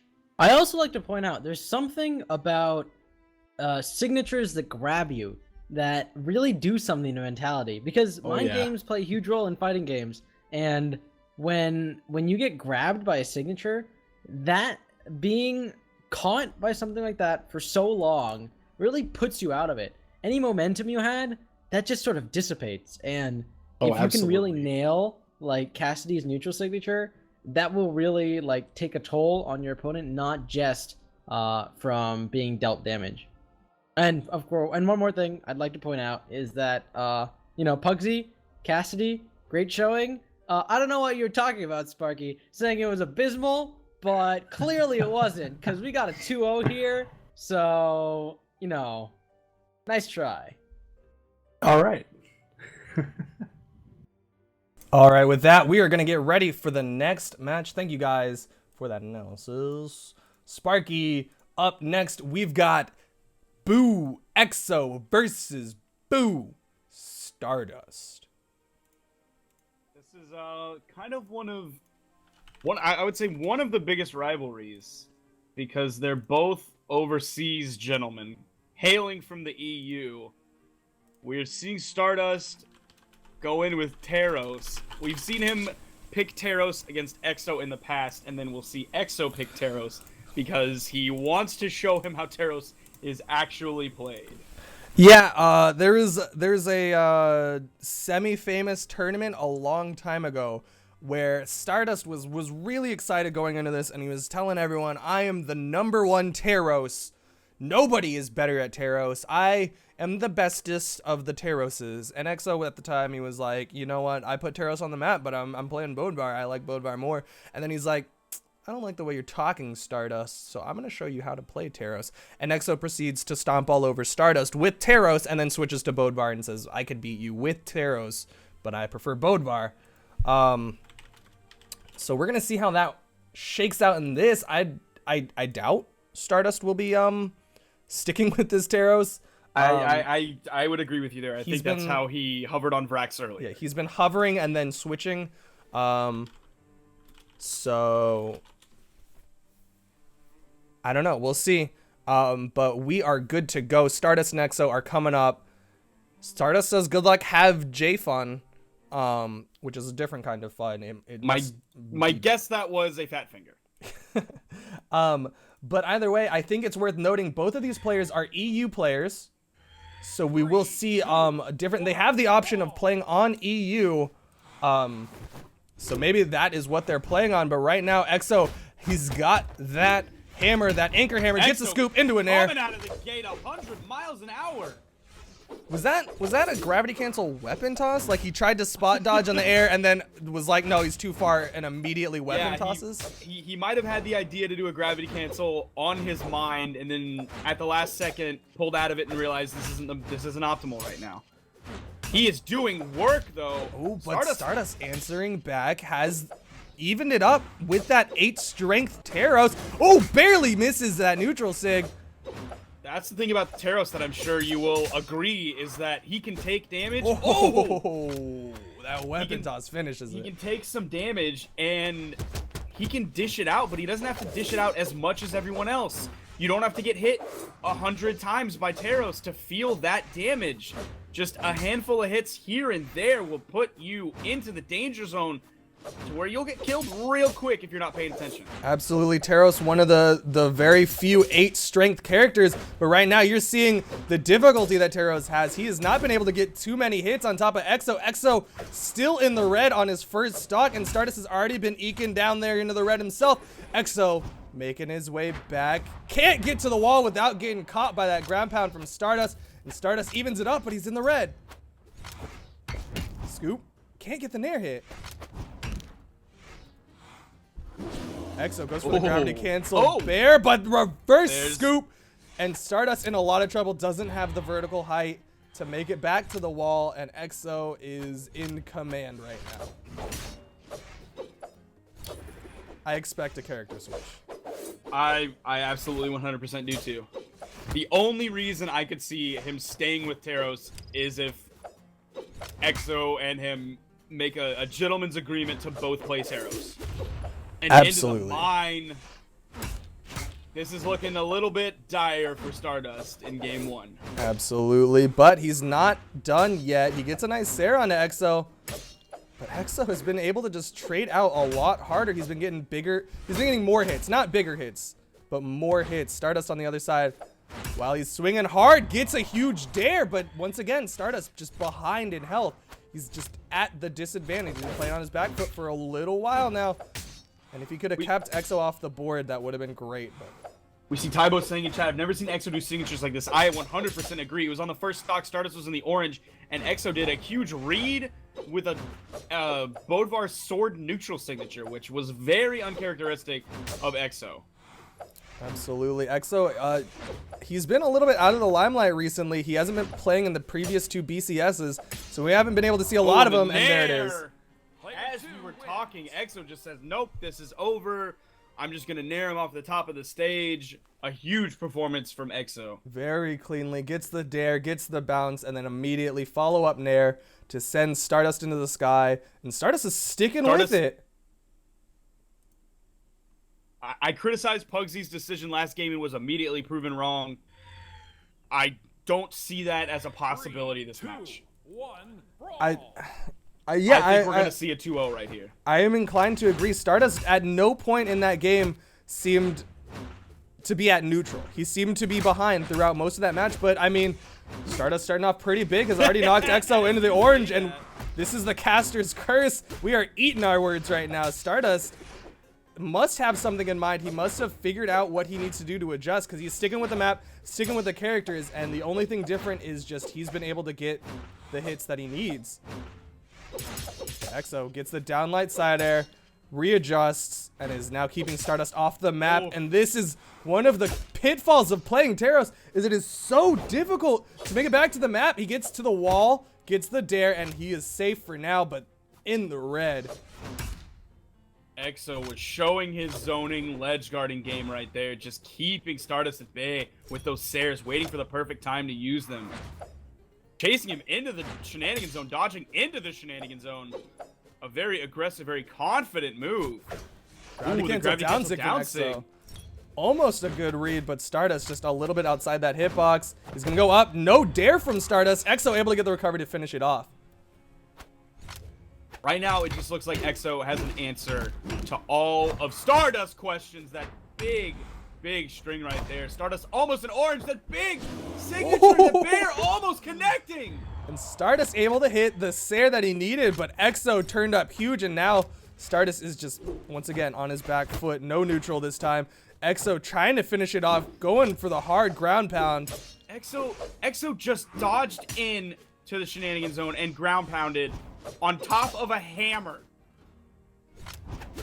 He is not afraid of any repercussions. Weapon toss, rest! Exo, unafraid, he's dialed in on what he needs to do, and Stardust is a full stock behind now. He's trying to even it up with that axe. Any momentum that it seems like Stardust gets, Exo just immediately goes from a 0 to a 1 and turns on that switch. Oh, Looks no. like Stardust is dead. That is Stardust it. is dead. Stardust was trying to go hard. Exo was going underneath, and Stardust was chasing, but he bumps his head when he does the up dodge, and Exo just takes it with a clean 2-0. With that, we're going to hop on over to the analyst desk, and then we're going to be going down into the losers bracket.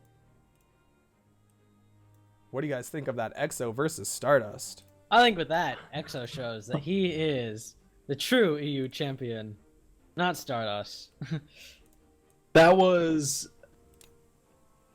just a fantastic show. I don't really know what else to say. Super clean play.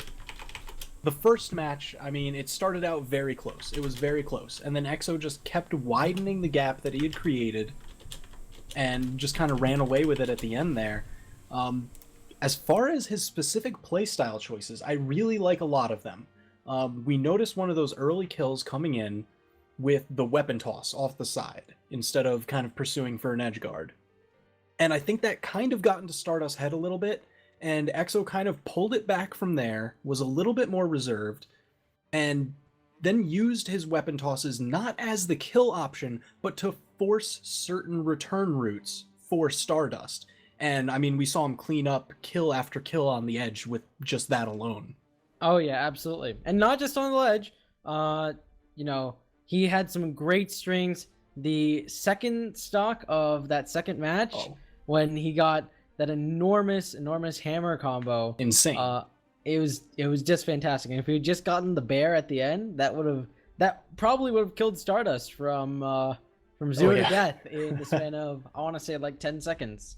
Which is crazy. You know, I will give a credit real quick to Stardust's last choice. I mean, it ultimately did get him killed because it was a little overly aggressive, but he kind of identified that, okay, I need to kind of take Exo out here. I can't let him regain this stock, regain the stage, and turn it back to neutral game, because he was losing most every exchange. I can't tell you how many side airs in a row Exo had landed with the sword, just as Stardust was trying to feel him out. So he made the right call, just with the wrong execution, as far as needing to take Exo out right then and there and not let him widen the gap on that second stock even further. Yeah, absolutely. And Stardust, he has experience against Exo. The two have been playing for a very long time.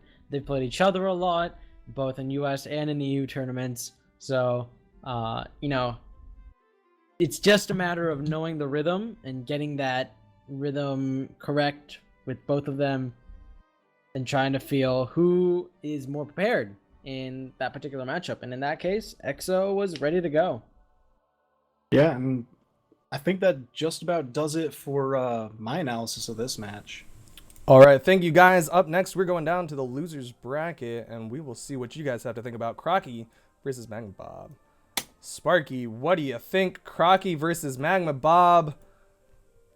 This should be interesting. Both of them on the chopping block right now. Crocky's an interesting player because everybody and their mom knows who Crocky is. Everybody and their mom loves Crocky. My man is adorable. Crocky, yeah, he's been around. In tournament play, he tends not to be successful in terms of placing and definitely in terms of winning. That's fair. Crocky, I mean, I don't think anyone would argue that Crocky is not one of the stronger players. He's absolutely he's an good. Absolutely when I say he doesn't have success in tournaments, I mean he isn't the actual top winner of them, and he doesn't always place in top 3. He'll be top 8. Like today, he's top 8, but he doesn't seem to have the level of success that it seems like he should have. Right. I mean, the spike ball, he essentially has a gadget named after him. Right. One of the frequent nicknames of the spike ball is the Crocky ball, because he was very prominent with that spike ball weapon toss gameplay. But lately he's been really favoring this spear game, and we'll see if that is what it takes against Magma Bob, who is switching it up and has Hattori. So we've got spear versus spear on Twilight Grove. Magma Bob fishing for Nares. Crocky currently unable to pick up a weapon. There's the guns. Magma Bob. We're something is critically wrong right now. Crocky not even gonna. Player 1 wins. Crocky not even gonna give a gentleman's self-destruct. He's just gonna. Oh, EU servers. It was EU servers left over from the Stardust Exo game. Crocky, the funny thing, the best part of this is that Crocky more than likely didn't notice, because before the most recent season, Crocky had basically NA ping to EU. He had close to 70 milliseconds, something like that, 70 ms. That's amazing. There are times when I don't have NA ping to NA.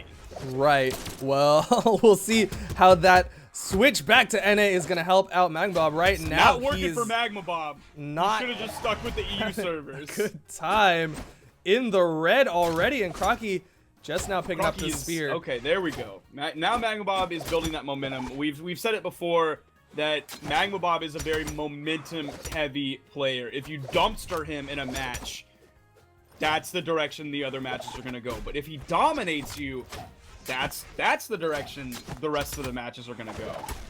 Yeah, I mean, Magma Bob, ooh.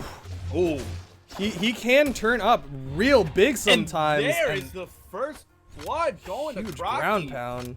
And there you see Crocky favoring that spear. Like we were saying, Magma Bob throwing away the spike ball, gets caught by the spear toss, but picks up the sword that he was looking for. Can't get the neutral sig off in time. I think Magma Bob was looking for the neutral sig and was going to try and spot dodge it and punish. Crocky doing some spear spacing here. Bomb in the back is going to take out Crocky. He was in the red. Magma Bob doing a reasonably good job of evening up this game so far. We have a mine on the island. See if that gets put to use before it destructs. It does not.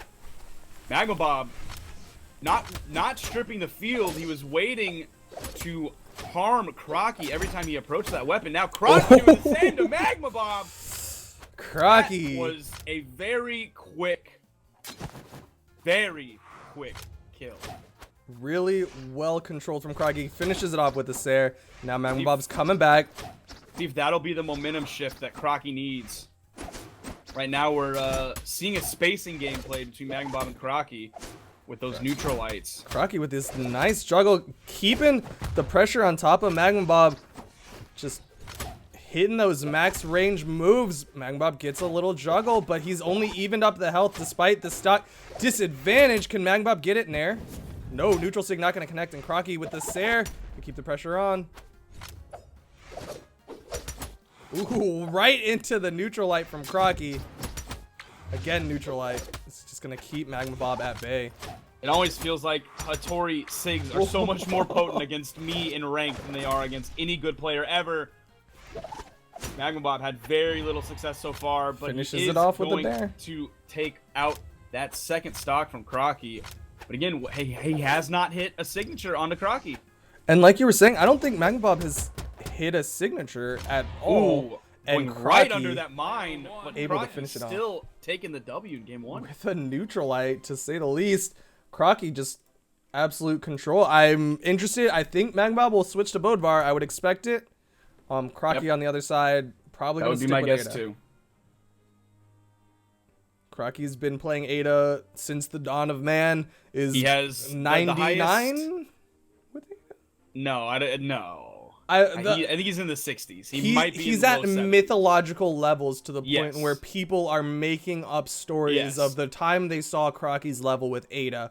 Magma Bob switching it up, has the Bodvar.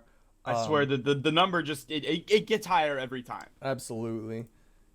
It is one of those but telephone type things. Yeah. Here we go. Game 2, Magma Bob versus Crocky. Magma Bob on the brink of getting knocked out right now on King's Pass.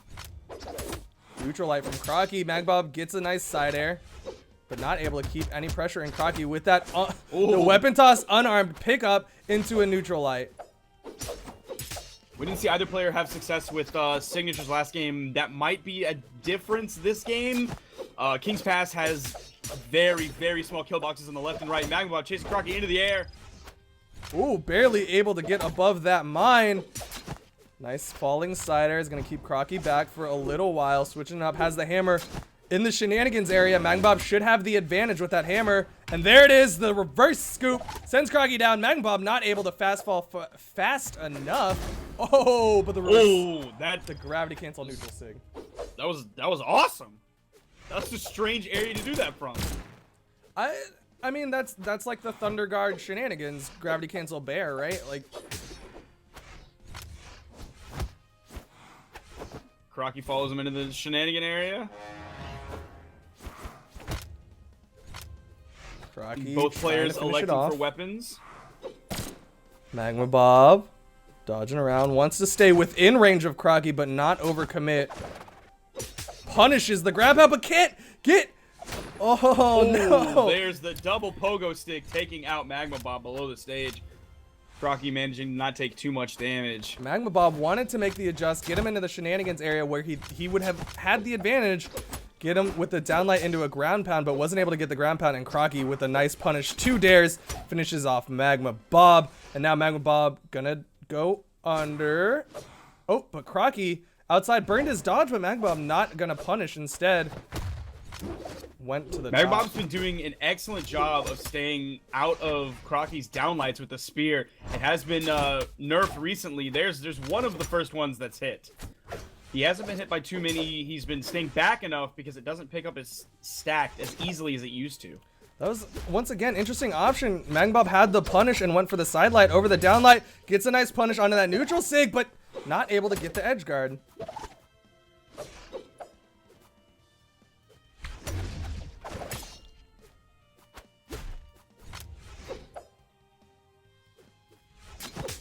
Downlight side air from Magma Bob, and that will finish it off. He was just waiting for the right opportunity. Nice neutral air from Magma Bob. Neutral light from Magma Bob. Trying to keep the pressure on top of Crocky. Wants to make the most out of this stock. Gets a neutral light. Oh, but the ground pound from Crocky. Using that big vertical hitbox. Looking for that gravity cancel neutral sig read again. Crocky is very orange right now. Yeah, absolutely. Magma Bob has done what he needed to do with that stock, is given himself a huge advantage coming into these final stocks. Neutral light from Crocky. Crocky, I expect a lot more neutral lights now that he is basically on the brink of death. You see it, he's playing much farther back. Wants Magma Bob to make the approach and catch him with a neutral light or a down light. Oh, Magma Bob gets the weapon out of Crocky's hands, but Crocky with that unarmed neutral light. And there's a spear neutral light. Uh-oh. Things are not looking good. Magma Bob had such a huge advantage coming in these last stocks. Side air from Crocky. Side air doesn't connect. Ground pound. Magma Oh, Bob is bounces. on his heels right now. Interesting. Ground pound generally bounces to the horizontal distance. Instead, that one bounced him off the ground. Ooh. But that mine didn't send it towards Magma Bob. Very awkward interaction. The side air. Ooh. Magma Bob thanking his lucky stars. He gets to hold on to this stock for a little bit longer, but There's no. the final Sayer in Magma Bob's coffin. That will be it for Magma Bob. He is taken down, and Crocky will be continuing on inside of the loser's bracket. Let's see what the analysts have to say before we go on to the next match of the loser's bracket. What do you guys think? Strong showing from Crocky, taking out Magma Bob. Magma Bob tried to go for a big switch up by switching from a Tori to Bodvar into King's Pass, which King's Pass is a very hit and miss map for a lot of people. And with Magma Bob being very comfortable, I know Crocky's reaction in the chat was, uh-oh. Basically, like, he wasn't happy with the King's Pass pick, but he managed to take him out of there anyway. Yeah, I mean, I really do agree with the King's Pass pick, especially with the change to Bodvar, just because that center channel, Bodvar's weapons lended themselves very well to it. They command a lot of vertical space, they have a lot of vertical killing power.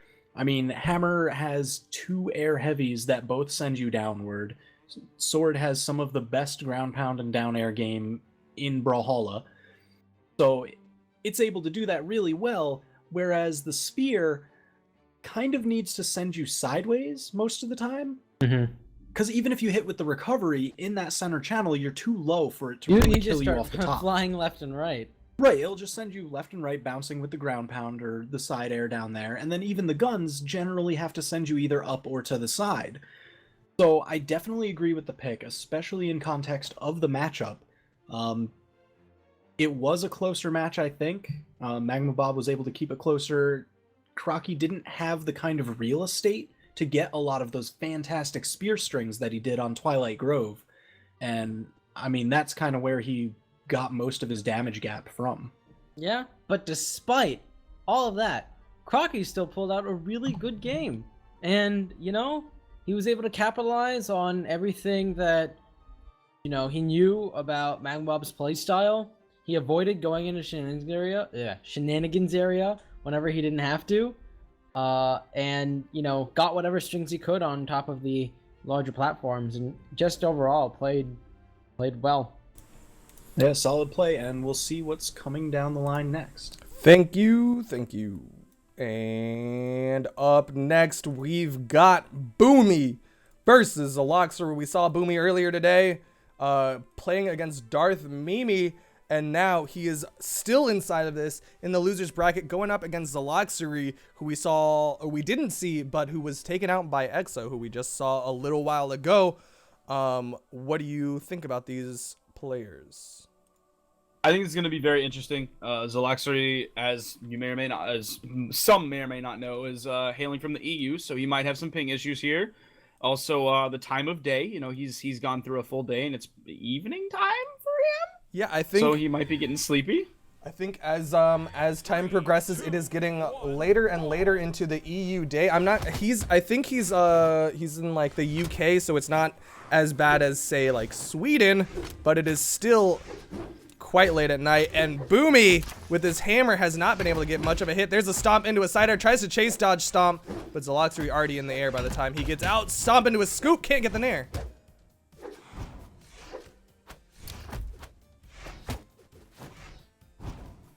Boomy keeping Zaloxer off the map. Boomy just swinging wildly. It almost looks like how EXO used to play Axe, where he just formed a wall of hitboxes around himself.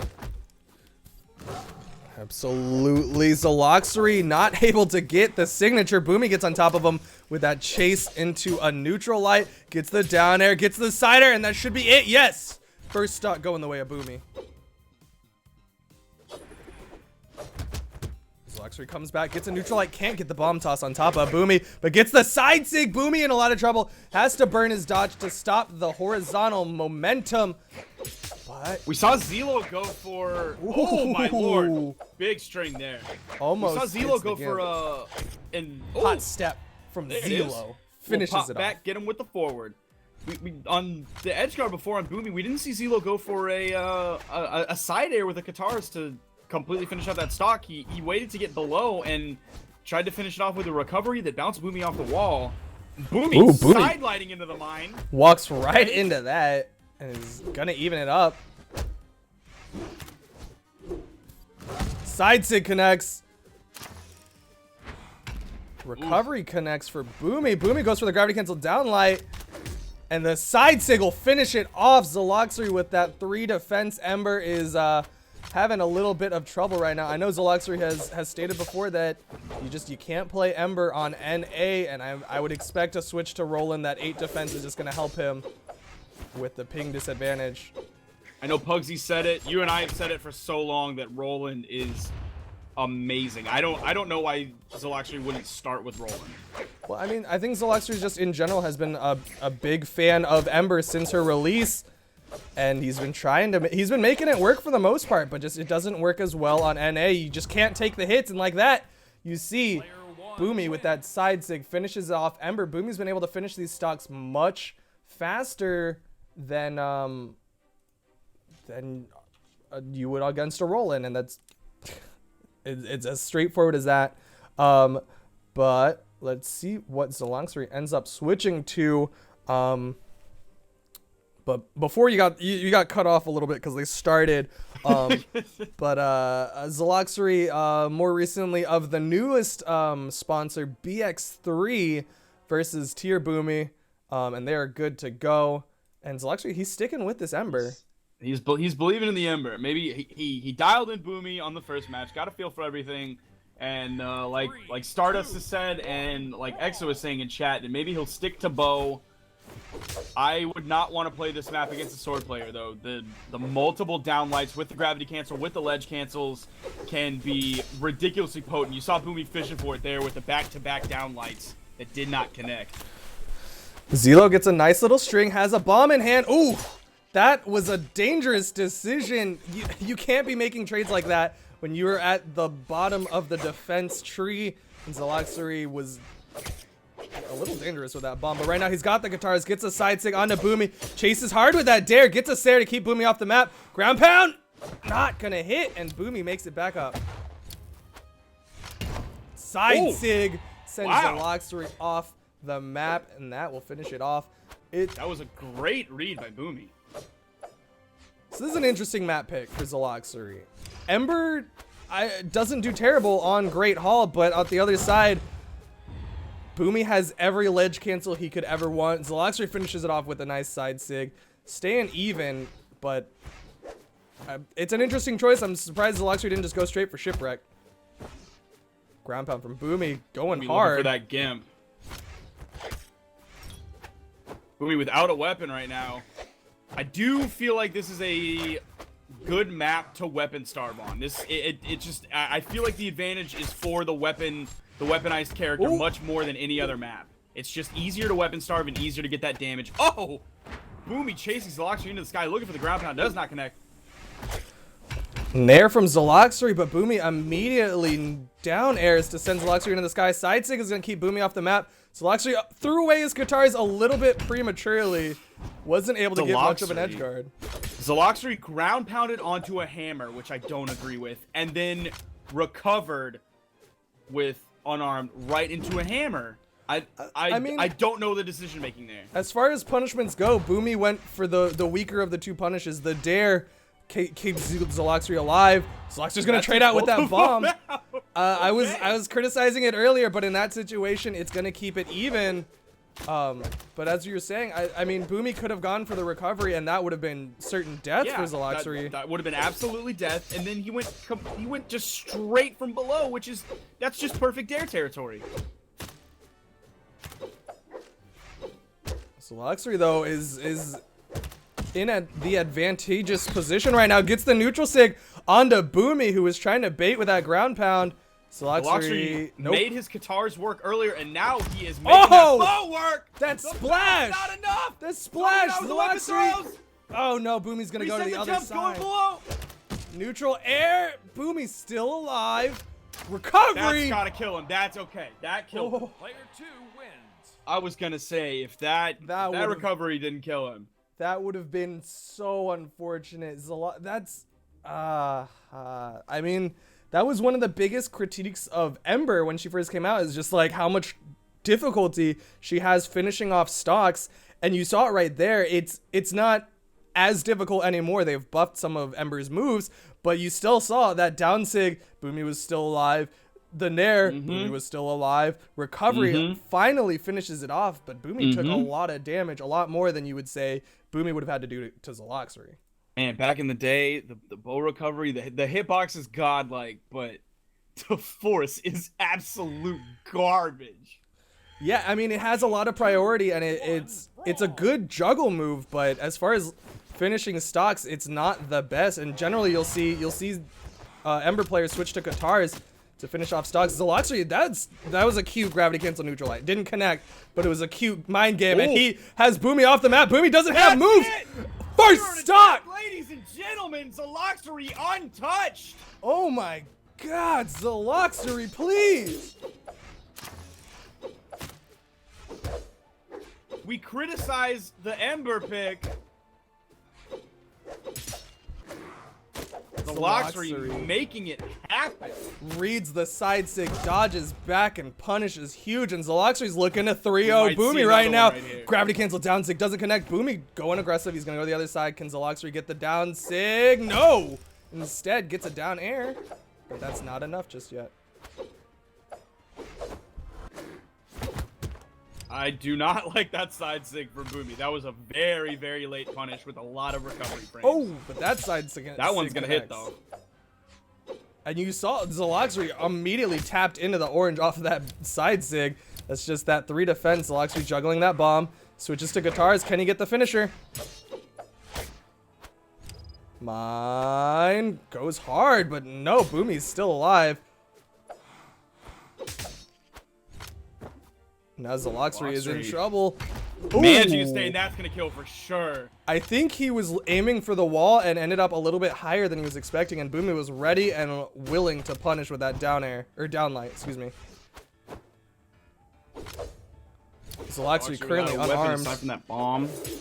There's the weapon, has the bow, goes for the side sig, but Boomy has evened it up. Zaloxry was going hard for the first minute of the game, but Boomy has been able to come back and even it up. This is the unkillable factor that Embers have to struggle against. Can't get the signature. Zaloxry had success with bow this game, failure with bow last game. Success with guitar last game, failure with guitar this game. I don't know if Boomy is just adapting so well or what's happening. I don't know. Interesting options. Zaloxry didn't want to punish. He got the neutral air, but he's already in the red. I feel like Zaloxry's edge guards have been a little bit awkward. He hasn't really gone hard. Like, you know LDZ will sometimes chase down Nair Sair, right? You'll see that guitar play, or you'll see the bow players go down, just try to like dare Gimp, right? Oh, That's dodges gonna down kill. into the side sig, and stocks and health are even. Even from the opposite side of the map, that's going to kill. There's a mine on the field. I don't think anybody is low enough in damage to get knocked all the way over there yet. Zaloxry Boomy. has not been able to get a weapon. Is Boomy gonna use that weapon as a trap point? Zaloxry gonna get a bow. That might be what he needs right now. He gets a Sair, but not much else. There's a Nair. Can he keep the juggle going? Gets a neutral light. Oh, but Boomy is ready. Spot dodges the downlight and gets a downlight of his own. We're seeing Zaloxry kind of dip back and forth in the air, depending on whether or not he wants to engage based on what Boomy is going to do. Are we gonna see him kill at the top of the map? Player one Zaloxry went way too high. At that point, the Nair was enough to take him off the top. Icarus flew Boomy. too close to the sun. It wasn't a signature, but he took a page out of Tybo's book. Why didn't Zaloxry recovery on that corner? I'm curious to find don't out, and we'll see what the analysts think in just a second. What happened there? Zaloxry drops it in game 3. Boomy with that comeback.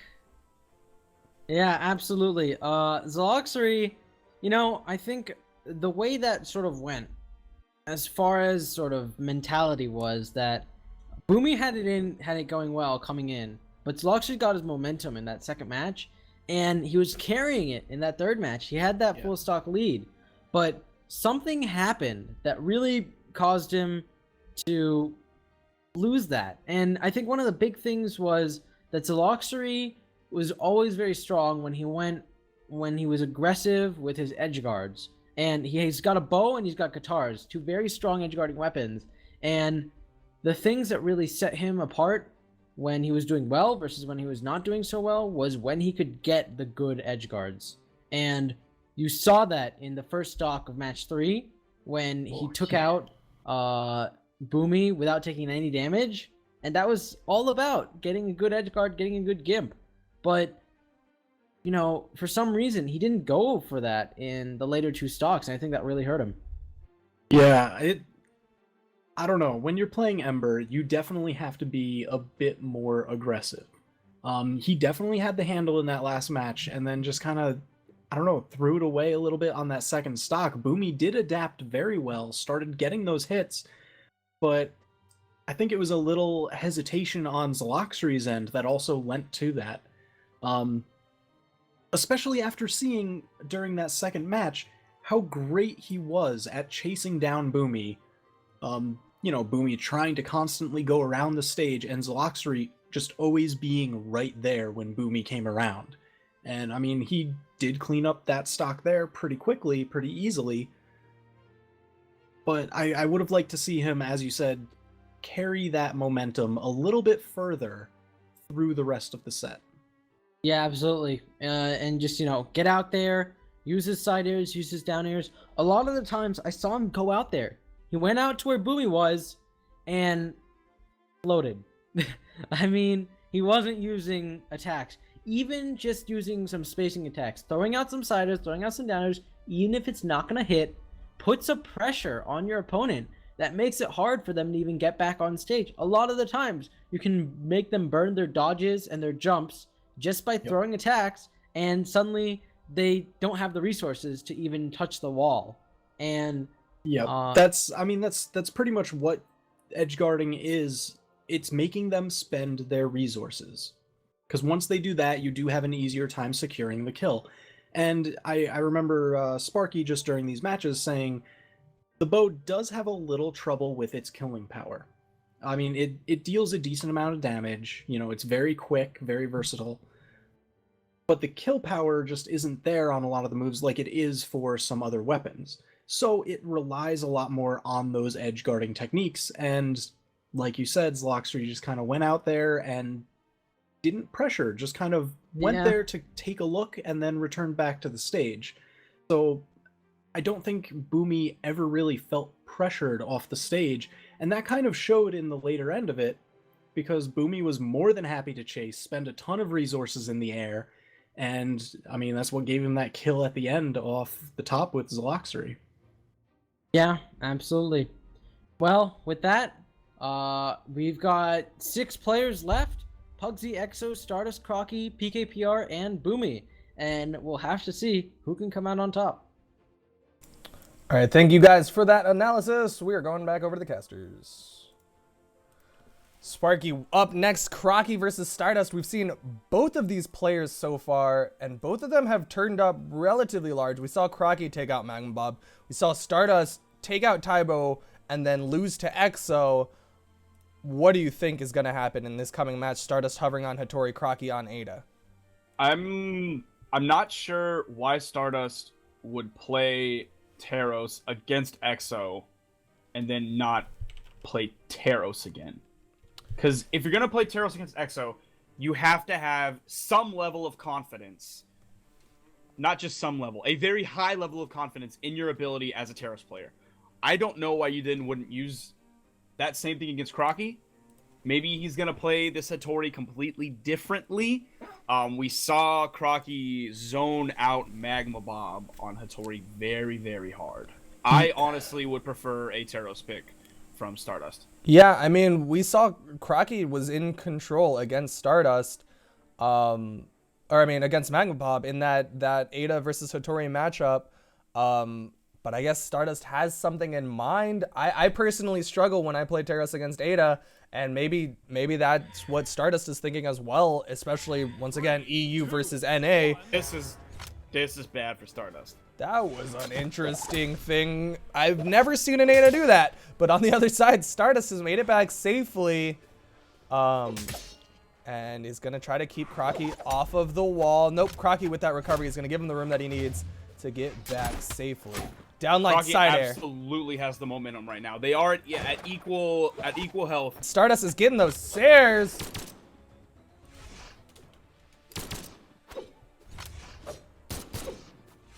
Crocky gets the weapon toss into a neutral eye, into a gravity cancel. Neutral? This is bad for Stardust. That was an interesting thing. I've never seen an Ada do that. But on the other side, Stardust has made it back safely. And is going to try to keep Crocky off of the wall. Nope, Crocky with that recovery is going to give him the room that he needs to get back safely. Down like Crocky side air. Absolutely has the momentum right now. They are at equal health, but Crocky definitely has the momentum right now.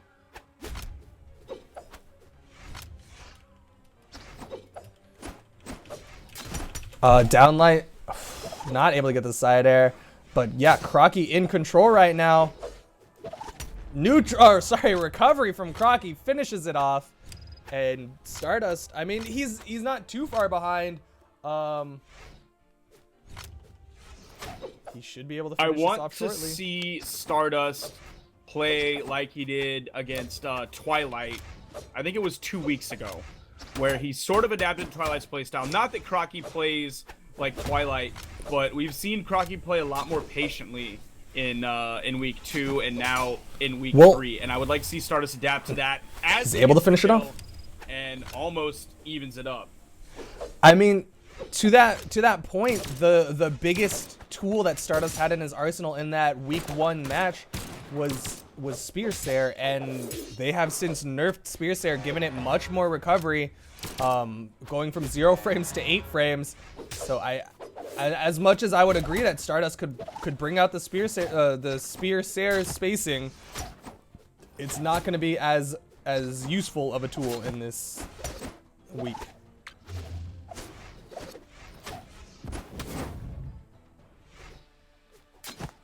We are seeing an almost dead even game right now. Crocky gets the neutral eye into a side sig. The chase dodge side sig, excuse me. Crocky goes hard after that neutral light. I think Crocky's been playing around with that neutral light into different setups or out of setups. You saw him do the weapon toss into the unarmed in the neutral light and back and forth. We saw right before that kill, the couple of moves right before that kill, we saw Stardust back dodge. And then we saw Crocky hit that neutral light, and he knew the back dodge was coming, so he chase dodged forward and was able to hit that signature. And Stardust just is so good at turning, just do that all the time. If Stardust played like that all the time, he would win this game. There's a nice neutral light from Crocky. Can they finish it off? Both of them in the yellow. Ooh, Stardust is trying to get on top of him, but Crocky just keeping him out, keeping him off. Those neutral lights are just so brutal.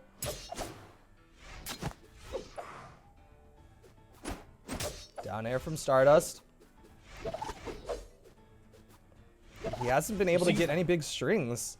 We're seeing Stardust play a very, very grounded game. When he gets hit into the air, he immediately returns to the ground. Crocky just jumping, just these recoveries. What are these recoveries and why are they working? Stardust has got to find the way in. Gets the Sair. Can he finish this ground pound? Crocky can't touch the wall. That's it. Stardust hitting that ground pound, and that's all it took to take out the Croc Man. I mean, Crocky was being real punishing with those recoveries, but Stardust just finds the hit, gets the Sair to knock him off of the platform, and the ground pound finishes it off, and Stardust now in the lead, 1 game over Crocky. Crocky about to get knocked out of the tournament. Let's see, how many points did Crocky have going into this? He did all right last week. He has 3 points right now, so knocking him out isn't absolute death in this tournament. But you don't want to get knocked out. Absolutely, you do not want to get knocked out. But the longer you're in the tournament, the more points you get and the more opportunities for points you get. And you're going to need every point you can to get to the Grand Finals Invitational. But right now, we are in Game 2, Stardust versus Crocky. We'll see if Stardust can get through. Neutral lights again from Crocky into a side light. Crocky just knows how to use that neutral light. Gets the neutral sig, sends Stardust off of the map. And the recovery will send him into the sky. Can't keep the juggle going before Stardust makes it back down. Has the bomb, is going to give him some room, but he can't get on top of Crocky. Neutral sig catches Stardust. With the bounce took him out. He didn't have to worry about sending him down and diagonal. The bounce was enough.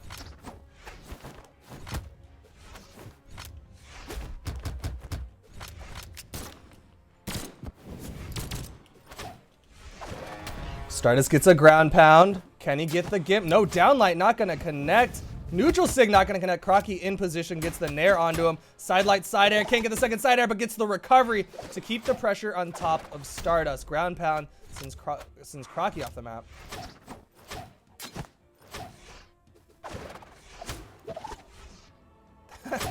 I think he thought Crocky was going to bounce a lot harder off of that dare. Ooh.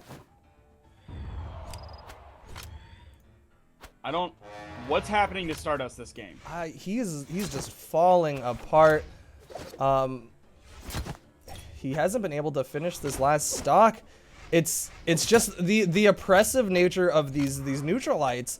Every single time Stardust has gotten close enough to get on top of Crocky, he's gotten in position, Crocky just catches him with a neutralite and has the follow-up.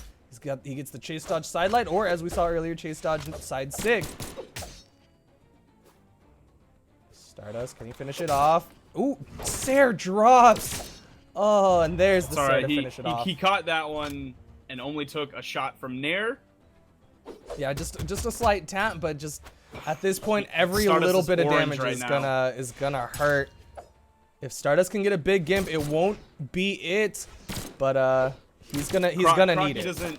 Crocky doesn't need anything big right now. Crocky just needs to do a little bit of damage. Every little bit of damage is the sweetest icing on top of the biggest cake ever. Crocky is absolutely in control, and it is on top of Stardust to get through. Crocky spacing these Sairs out. Can't get the neutral sig. Stardust looking to get on top of him. Can't get the downlight.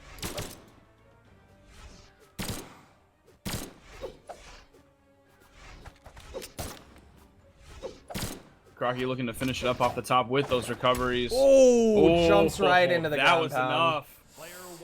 And that will be it. Game 3 going the way of... Wait, nope, I'm bad at math.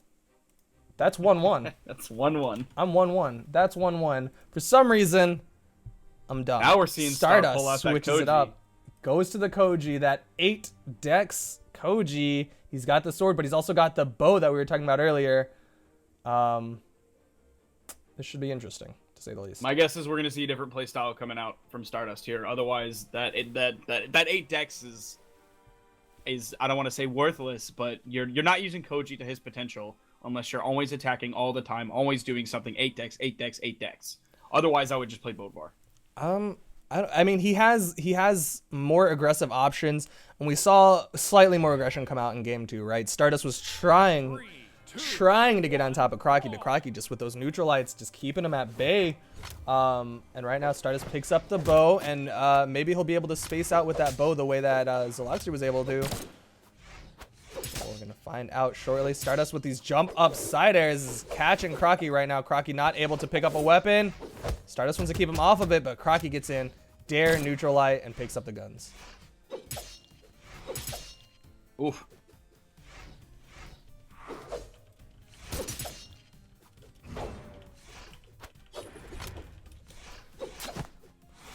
Crocky has the spear, backing up, trying to read something with that downlight.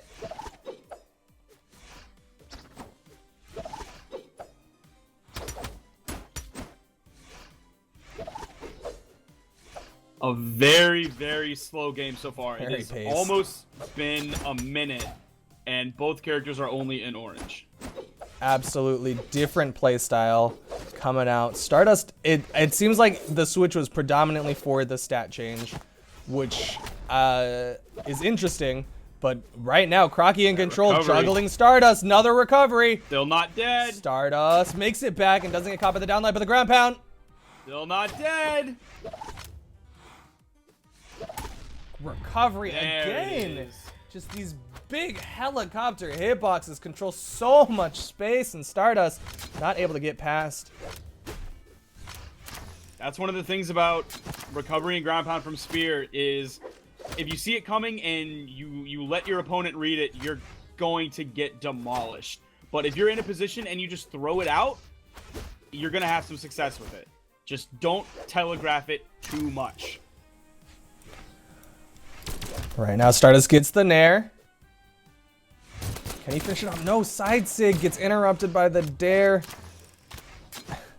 And it's just Crocky is slowly walking away with it right now.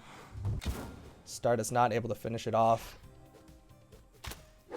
And like you're saying, if Crocky can get those recoveries and not telegraph it, then I think Stardust is gonna be in a lot of trouble. And there you see more recoveries coming out as Stardust stays in the sky. Crocky's just gonna be fishing for those recoveries. Downlight side air from Crocky. Ground pound not gonna connect. Oh, but the recovery immediately afterwards. Oh! There's the third one, barely missing. And there, Stardust saw it coming and was able to punish it with a neutral A. See, Stardust is seeing these coming now. He is ready for them, but is it a little bit too late? He's already in the red on his second stock, and Crocky's still on his first stock. And the ground pound finishes it off. I think Stardust it might be down for the count at this point. Don't want to count him out yet. He's still got another stock to work with, but a 3 stock at this point, when he's EU to NA and Crocky has been in control throughout the match, is a little bit dire.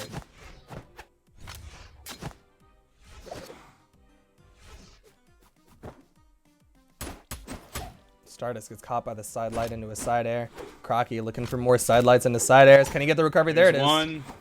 And Stardust finally finishes it off with a dare into the ground. Bounces Crocky away, but Crocky coming in fresh stock. Stardust is going to need basically 2 big gimps.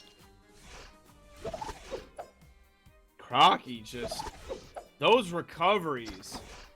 And I love what Crocky's doing, where he kind of attacks in a C-shaped pattern, where he'll go in recovery and then kind of pull back out of it so you can't punish him.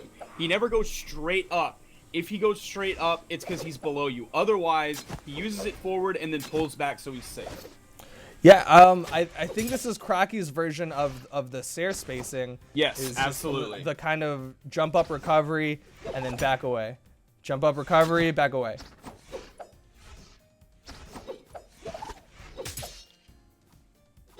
Those are just the Crocky spear recovery dodge circles. Stardust needs to find a way through it. Crocky, once again, just throwing these recoveries out. It's exactly what Exo's saying right now. Crocky knows a lot of options, but if helicopter is working, why stop? If it ain't broke, don't fix it. Absolutely. There's literally no reason to change something up that's working. Stardust has yet to get a significant punish on top of these recoveries, and Crocky's gonna abuse it until Stardust finds a way through it. All right, now downlight doesn't connect onto Stardust. Stardust, he's thinking about his options right now, but is a little bit late. Downlight into a side air, into a ground pound. Crocky takes it in game 3 over Stardust. In commanding fashion. And with that, we are going to switch on over to the analysts to talk about what Crocky was doing and why it was so effective. Tell me about recovery. Well, I'll tell you, recovery killed Stardust a lot. There were a lot of them. Primarily, what Crocky was actually doing there was the jump into a quick side dodge, and then you would actually cancel that into the recovery because you would have the full speed for that momentum dodge. And as Sparky said, he's kind of fading away with it. That's the thing, recovery, it is vulnerable right in the center, but if you're using it horizontally like Crocky was, which not many people do for a couple reasons that I'll get into, but it was definitely working out because, I don't know, Stardust just couldn't find a way around it. He wasn't ideally using weapon throws to kind of contain that space and just kind of prevent it. Now, the thing about that spear recovery, at low damage, it's not really going to do a whole lot of knockback. It's just going to toss him up just ever so slightly. And it really doesn't do that much damage. It only does 15 damage before armor calculations. So he didn't really gain a whole lot from it in the game, but as far as the mental aspect goes, I think that had a huge hand in kind of spreading the lead that he had over Stardust. Yeah, absolutely. As far as, why that recovery was working so effectively, it had a lot to do with the way Stardust was playing. And Stardust basically tried to respond to Crocky's very defensive playstyle with matching it with his own defensive playstyle and saying, oh, you know, maybe if Crocky is going to try to wait for my approaches, I won't approach, and I will try to throw out moves. Unfortunately, this gave Crocky the opportunity to go with these horizontal recoveries, and with that, unless you're playing aggressively that allows you to get under or over Crocky, like being under or over Crocky will let you punish that recovery. But because Stardust was waiting and being, you know, away from him, once he jumped and Crocky hit him with that recovery, there was nowhere for Stardust to move. And that was really, really hard on him. And you could see how that affected the gameplay. And of course, recovery after recovery and after recovery, Stardust had no options. Yeah, I think we can all agree that in the first match, he performed a lot better playing the more aggressive style because it was just back and forth constantly, each of them trading KOs, and it ended with them really close in the damage gap. And then, you know, Crocky just kind of found a bit of that rhythm, and Stardust didn't answer. He tried to emulate it, and that just wasn't the right call for the match, especially with sword and bow against guns and spear. I don't really agree with that call. Yeah, I think the switch from going aggressive to defensive was marked by the switch from Hattori to Koji.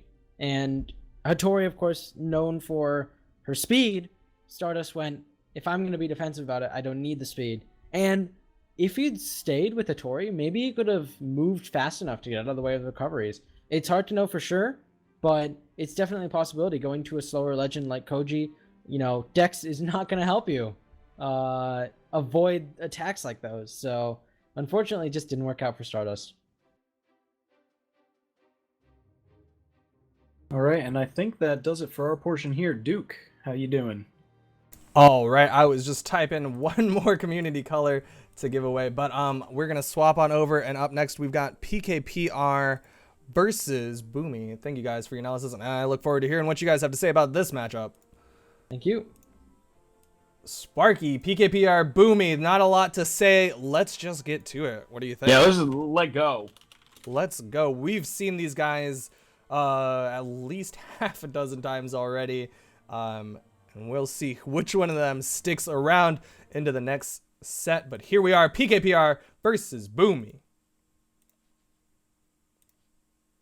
Let's see if PKPR can step up that gun game this set against Boomy. 3, 2, 1, brawl. We've got Thatch, we've got Bodvar. Just want to make sure I'm not muted for a second. And Boomy and PKPR, both of them have their swords, their weapon of choice. PKPR putting a hurting on the Boomy, getting multiple downlight combos, and the side sig from PKPR making that stock look easy, barely touched. PKPR showing up big, and he is trying to keep it going. Tries to chase. Boomy can't keep the aggression going. Ooh, there, Boomy getting the downlight, gravity cancel, downlight, looking for another one. Oh, charging up that sig, PKPR, turning around and getting his own downlight combo. This is a very downlight combo heavy game. Absolutely, that is the power of sword. But right now, PKPR staying on that island, gets back. Oh, but the Boomy side getting a sig. big side sig. I love how Boomy stayed on that island and didn't choose one side or the other because he knew PKPR was just going to go to the opposite one. If you went over the top, Boomy was going to go down below. If Boomy went down below, PKPR was going to go over the top. Boomy was just waiting. He was in the position of power, and he exploited that. Right now, PKPR is dancing around Boomy, looking for his way back to Earth, and there he is, and we are going to see him come back in. He's waiting for the opportunity.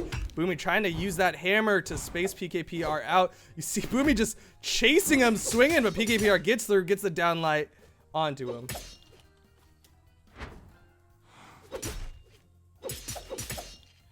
PKPR has been relying on that downlight combo. This is looking like the sword matchups from months ago before the downlight combo was nerfed. Except it's not double Bodvar. That's the big difference here. Right now, Boomy trying to get on top of PKPR. Once again, Boomy has just been chasing PKPR around the map, and Boomy just dancing around him, just jumping from platform to PKPR, platform. be careful. You are orange right now. You do not belong that high up in the map.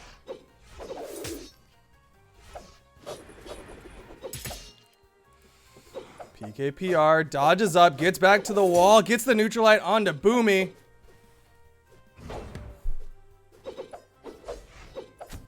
Downsig not going to connect onto PKPR. There's the downlight side air. PKPR, though, is going to make it back to the island and is safe for a little while longer. PKPR has just been really safe. He's been looking for the opportunity. I like the neutralite after the bounce. Really cute, but the side air from Boomy finishes it off. Boomy in the red, though.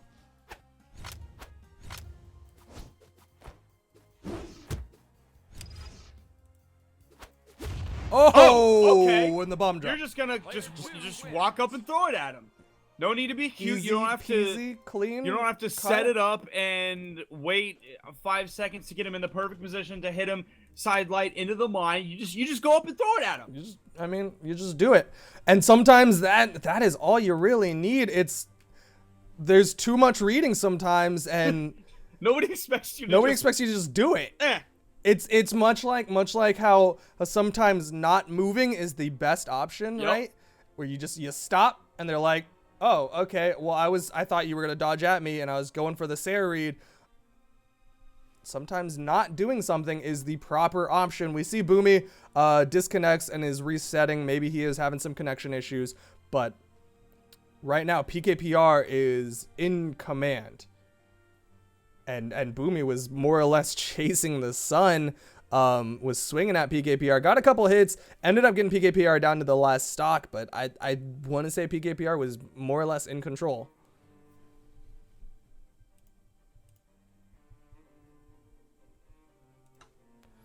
Sparky, what do you think Boomy has to do? Well, first of all, he needs to get back in. the number that I just sent him so he can get into this room.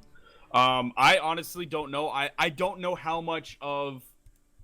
I don't know if it was lag. He said he had to reset his client, and we saw him drop out. I don't know if it was lag or what. Maybe he had frame rate issues. But if that's not the problem, then I don't know, because PKPR was running all over Boomy that map. Absolutely.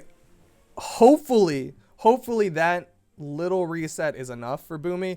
At the bare minimum, it'll give Boomy time to recoup, right? To get control, kind of settle things down, take some of the wind out of PKPR's sails, and hopefully that'll be enough. But we're about to find out. We're going to Thunderguard. PKPR versus Boomy. PKPR in control, about to knock Boomy out of the loser's bracket, and here we go. Boomy picks up the sword, but PKPR with that neutral air gives him room to pick up a sword of his own. Downsig not able to come out in time. And then, okay, Boomy turning around, but PKPR. Oh. PKPR is swinging hard. Boomy, wasn't able to go under. Didn't have the jumps. I think he thought he had one more jump than he did. Otherwise, I don't know why he would have gone towards the shenanigans area. But Boomy taken down, and he is gonna stop. Oh, nope. Never mind. Slight mind games there. Boomy going forward, but PKPR catches him with a recovery. And Boomy gets the nice Sarah off that bounce. Oh, he's gonna get punished here. I'm okay.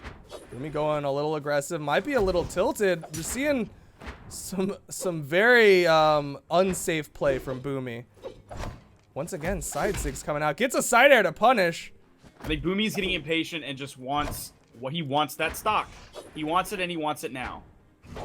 Or he might be having lag is issues. having troubles. Gets to the wall though.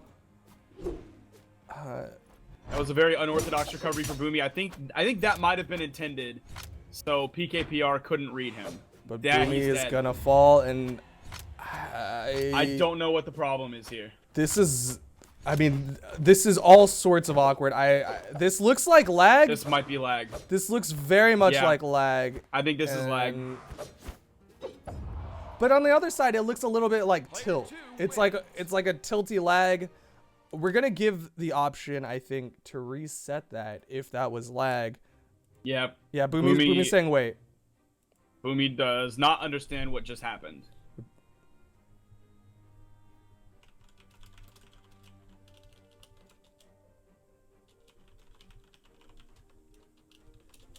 Okay, Boomy is saying it was lag, but it doesn't matter. It's technically on PKPR if he wants to give Boomy the reset.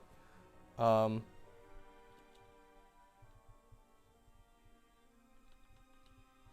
think it is PKPR is going to take the win. So we'll be moving on. Let's see what the analysts have to say about the match. That's a strange game. Probably not much. So tell me about lag. Yeah, unfortunately, you know, Boomy did go out of his way, try to reset his router, hopefully try to get some things going, but or reset his client, was it? I don't know if he also reset his router, but he was having issues of some sort, and unfortunately things happen. Yeah, that was really unfortunate. I mean, the first match we can actually talk about. PKPR just dominant performance. Blew it away on that first stock. That was incredible amazing. Play.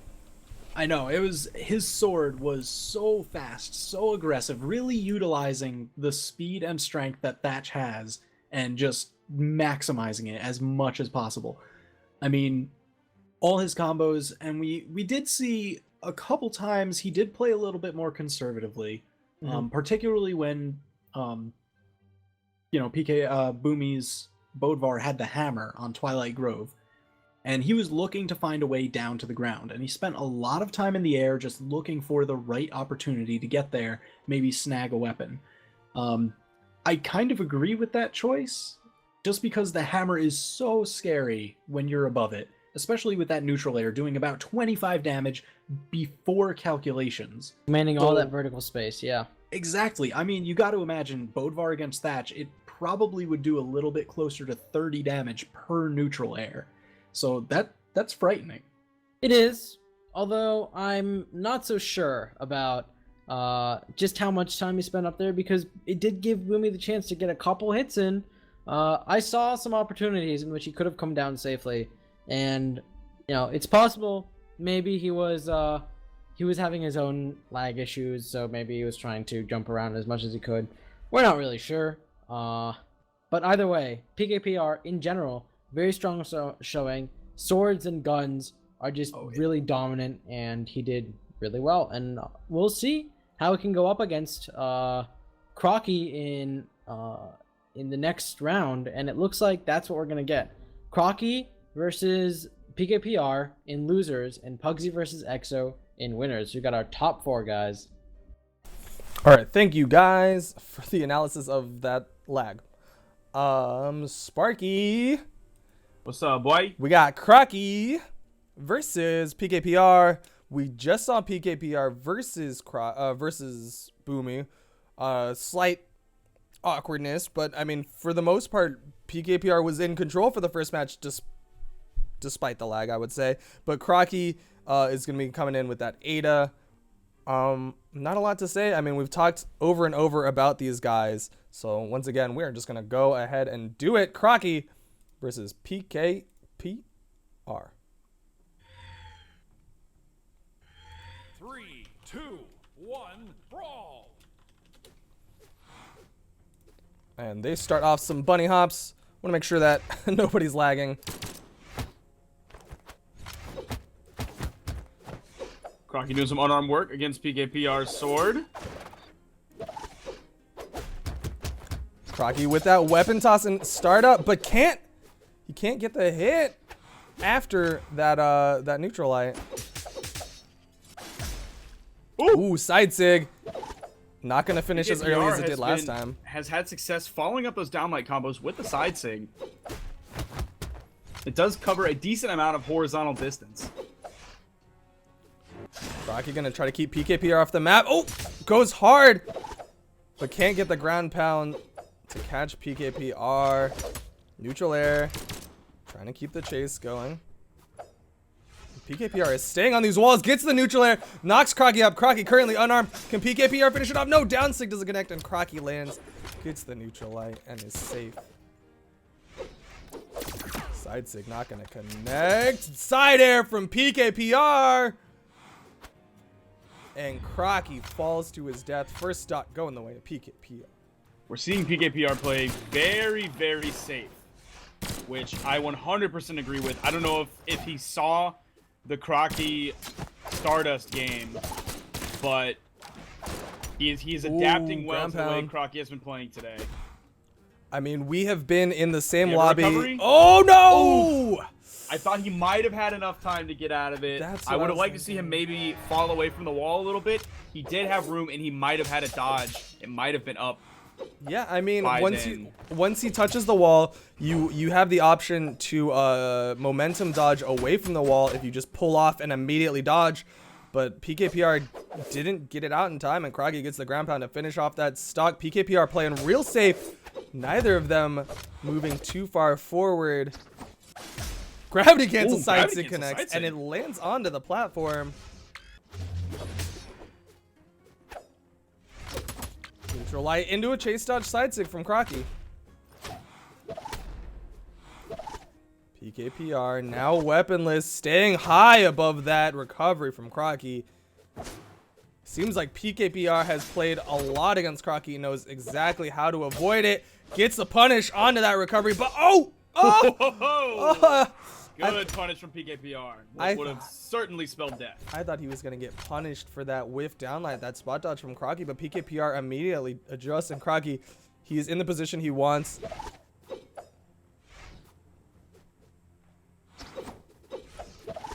Both of them in the red, so paced, and there's the downlight side air from PKPR to finish it off.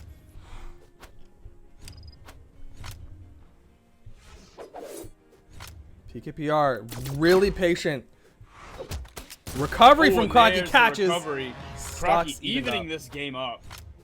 PKPR doing a good job of adapting to the Crocky playstyle that has been successful for Crocky so far, but this might be the log that jams Crocky up.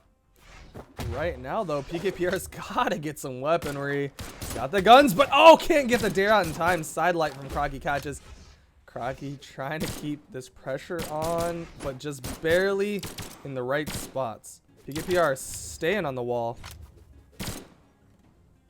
He needs to be careful of that mine. He can get knocked into that. If he goes over the mine and lands, he could get knocked into that. PKPR smartly waiting it out. He does need to put some damage onto Crocky. Crocky hardly is taking any damage. PKPR is in the orange, getting further into the orange. Nice recovery there. Oh, mine. Not great for PKPR. Yeah, that is really a afford dangerous that right play. Now. Crocky is orange, PKPR is red. Crocky's gonna wait out this mine, and then I would expect some forward movement. There it is. That is that high noon countdown when that mine is placed down. Neither of them wants to get too close to it. And right now, Crocky he's basically saying, "Come up here, fight me in the neutral, and I don't want to come to your wall." And PKPR, he's gonna wait it out. He's staying in that shenanigans area right now. Neutral airs from PKPR, juggling Crocky in the sky. PKPR really dangerous. This might be it. Oh no! Ground pound didn't come out in Crocky, time. You gotta hit that ground pound earlier. He had it. It was in his hands, but some misinputs. Couldn't get the ground pound out in time. And once it comes out, lands on the platform. But PKPR off the wall right now. And Crocky can't get a juggle. And we're back to neutral. I wouldn't be surprised if we saw Crocky dip down in that shenanigan and hit a recovery. I think Crocky is going to wait for PKPR again. There's that shenanigans recovery. Ground pound from PKPR. Crocky. If he gets the dare. No! Crocky doesn't have the options. Falls to his death. And that is going to be game one going the way of PKPR. PKPR beating Crocky in his own game. Crocky's got to be beating himself up. He had it. He had it in his hands in the shenanigans and just couldn't He finish hesitated. it out. He hesitated for a frog hair of a second. And that lost him the game. Absolutely. That absolutely lost him the game. He had it. He really did. Right now, it looks like we are good. They're going to ship. And here we go. Game 2, PKPR versus Crocky in his best of 3 semifinals of the losers bracket. I expect this to take another 5 minutes. I do too. No shenanigans options, less wall options. I like the map choice by Crocky. he wants that horizontal map, you know, and he picks Shipwreck where there's less wall. But right now, PKPR with that sword is keeping the pressure on top of Crocky. But Crocky dare into a gravity cancel neutral light.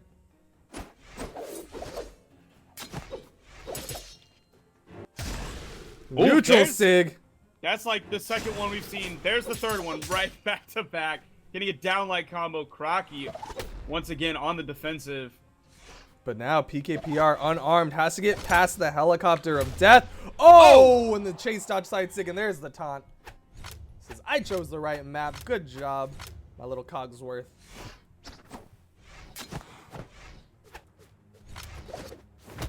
Side light from PKPR sends Crocky off the map. Can he finish it off? Yes, he can. Side arrow finish it off.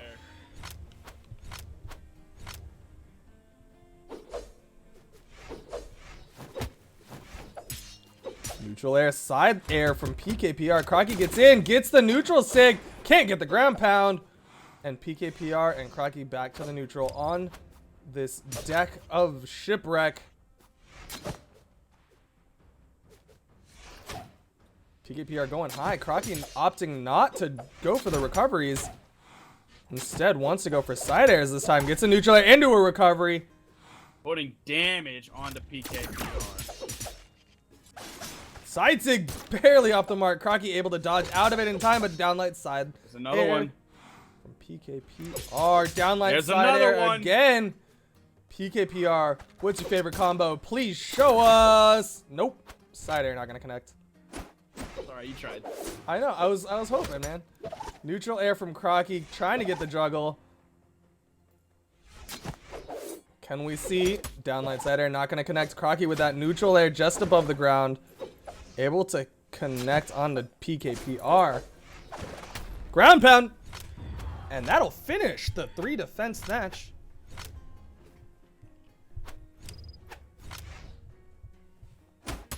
Side light, side air from Crocky. Down light, side air from Crocky. Crocky using that weapon on the ground as a trap, baiting PKPR in around it. Neutral light, chase dodge, side Sig. Crocky looking to finish this off and go to game 3. PKPR saying not yet. Recovery not going to finish. Gravity canceled down heavy. Crocky takes it and out of that nowhere. Sequence at the end. Stock, yeah, just turned up. Where PKPR didn't have a weapon, Crocky just absolutely had his number. He came out swinging on that last stock, wanted to finish it off and go to game 3, and I expect a King's Pass or a Thunder Guard from PKPR. We're getting a Thunder Band from Crockpot. And we're going on a Blackguard. Ooh, Blackguard, interesting option. We'll see how that works out for PKPR. It's got that horizontal deck. I would expect at least a couple spear things from Crocky. I mean, we saw what he was able to do against Stardust on Blackguard with that spear. Crocky's gonna throw it away. Can't pick up the spears. Instead, it's just another set of guns. Can he clear it? No. PKPR gets the neutral light before Crocky can pick it up.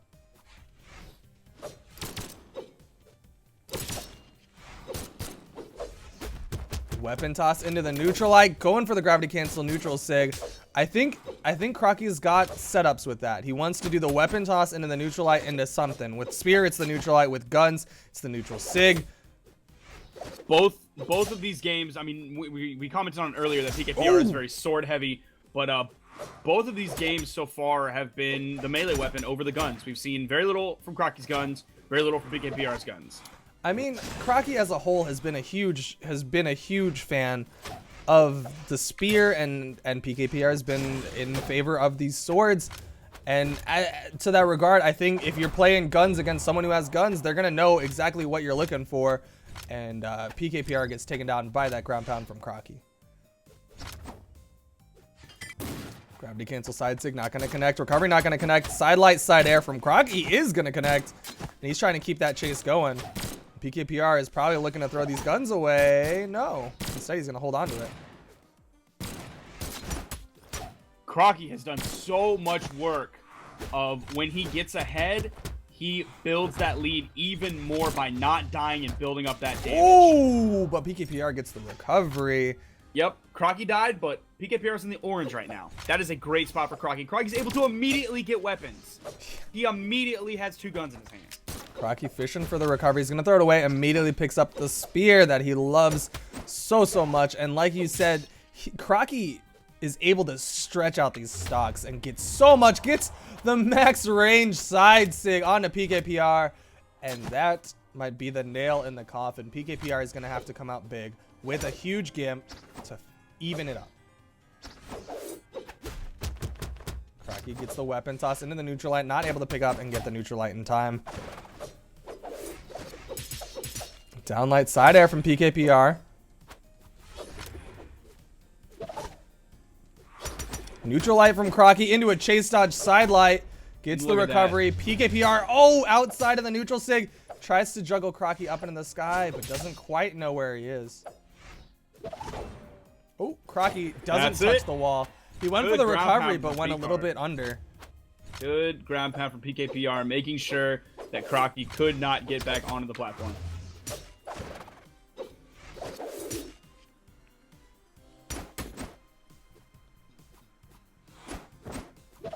Recovery from Crocky will finish it off. That's enough to kill Player 1 wins. PKPR falling. Crocky taking the victory here. Crocky will be going into loser semis. Losers finals. The challenge is a little bit off, but first we've got to see what is up between Pugsy and Exo. We're going back to winners, but before that, we need to see what the analysts have to say about Crocky versus PKPR. Hello. Hello. What do you think? Yeah, so, I'd definitely say it was a close match. 1-2, PKPR gave off a strong showing, but at the end of the day, Crocky was able to get in, bits and pieces here and there and get the kills. Yeah, I mean, it was really nice seeing PKPR start off with his usual aggression, just massive strings, massive damage. I mean, every one of those matches, the early kills came in very quickly. And then we kind of saw them slow down a little bit as the stocks kind of dwindled. And they're like, all right, hold on. We're both playing 3 Armor Legends. We got to be a little kind of careful here. Strong SIGs on both. So that's where they kind of adopted more of the spacing game. And when they did, I don't know, Crocky usually ended out a little bit ahead in those exchanges. But I really like what we saw in one of those early games where Crocky tried to do kind of that C-shaped spear recovery, fade in, fade out, use it near that ground height. Yeah. And PKPR, I mean, I know you were talking about this, Creed, punished that, and it led to the kill and the win off of one of those first matches. Yeah, which I thought was great to see, because we'd just seen Crocky use that recovery and over again against Stardust, who wasn't able to punish, and PKPR saw that and went, I can handle that. And as soon as Crocky went with the recovery in Thunder Guard, he went, nope, jumped up, side air, went in for the kill.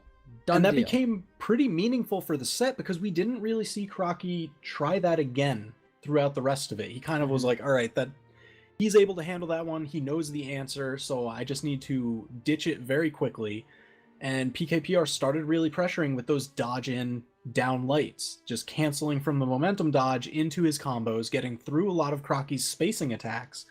So again, there was another adaptation through the set where Crocky answered that with a little bit more neutral lights, just a kind of different bobbing pattern. We saw him change up his movement pattern a little bit, just enough, so that way those dodge and down lights didn't really pay off as much. And I think, I don't know, that speaks really well to these players' ability to adapt mid-match. Yeah, and which is so crucial in high-level play, without a doubt. And, next up we're going to see Exo Pugsy, and along with them is going to be Crocky, and we'll see, because Exo and Pugsy both have very aggressive playstyles. Exo maybe a little more careful than Pugsy, but Crocky is almost the opposite. And if whoever loses in this match between Exo and Pugsy, will have come from a very aggressive game to having to fight Crocky in a very defensive game, and that switch will be crucial. And we'll see if they can, or if they're able to like adapt quickly, because that is really what sets these players apart. Okay. Alright, and Duke. Yeah, thank you guys. I'll be hopping back, and we are going, like you said, to Pugsy versus EXO. Sparky, stop antagonizing the players, please. Hey, he started it. He started it. Please, I'm just asking for one thing. Don't anger the players. All I said was that he was Gold League. Check the rankings. That's not a lie. That's I didn't true. know we were in trouble for speaking the truth. You're saying accurate statements, so I can't fault you for that. But we're gonna see if a Gold Leaguer can take down a Diamond player. EXO versus Pugsy whenever they are ready. There is not a whole lot to say. These people are two Boo members, two arguable titans. EXO on that Bodvar, Pugsy on that Bodvar. Let's go. Let's see whose pay-to-win sword is going to actually win.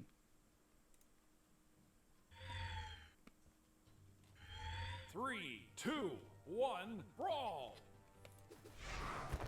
Here we go. Pugsy and EXO on King's Pass, an interesting option. EXO gets a dare into a nair, falling a little bit off that ledge. We probably won't see 5 or 6 minute games here. Absolutely not. Very different play styles from these players. A lot more aggression on both sides. Pugsy arguably more aggressive, but EXO just very intelligent play. Gets the side sig. Can he finish it off? Gets a dare. Using that horizontal hitbox, and Pugsy is gonna go under. Pugsy able to make it back. Pugsy having extra jumps in that back pocket. Gets the Sarah to give him the room. Can't get on top. Gets a scoop. Grab the down sig. Not gonna connect. EXO still using signatures. Ground pounding straight onto a hammer. Not even afraid. EXO is unafraid, and Pugsy hasn't really been going for these recoveries. Yeah, Pugsy hasn't and even there's tried. the punish. EXO gets Pugsy the ground pound. Pugsy tried like a 1 hammer recovery. You know, Pugsy, you have the ping advantage right now.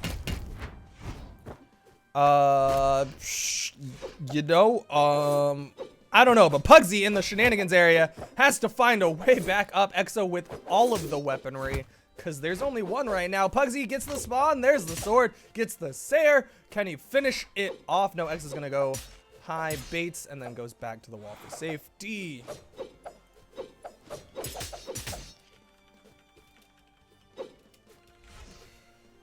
EXO goes under, gets back to the wall.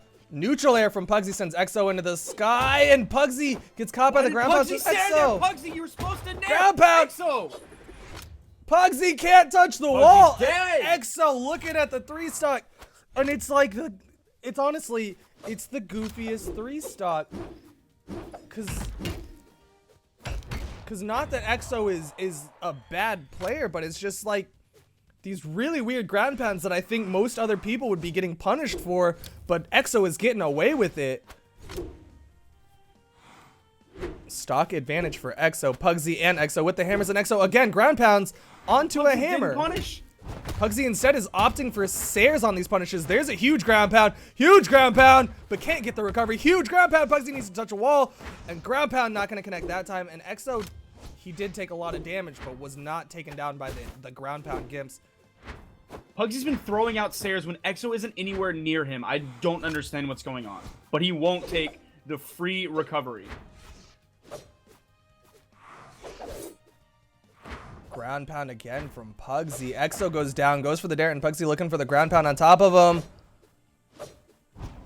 Neutral air. Side light. Ground pound going down. EXO still alive. Gets to the outside wall, or the left wall. But that recovery's not going to finish it. EXO's still alive. He had his jumps because he touched the wall, and that'll finish it off. And Pugsy actually didn't take a whole lot of damage, despite that. Strange play.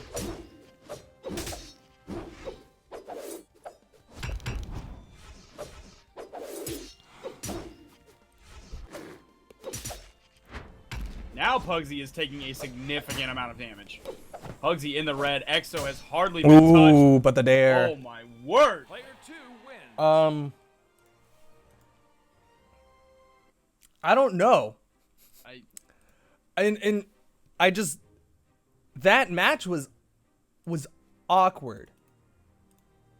And it's not just King's Pass awkward. It was just if we look at Pugsy's road to where he is now, Pugsy only dipped into the losers bracket last week because basically he had to forfeit against Pickle.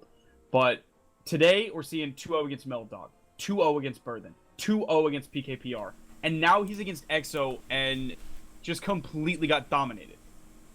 Yeah,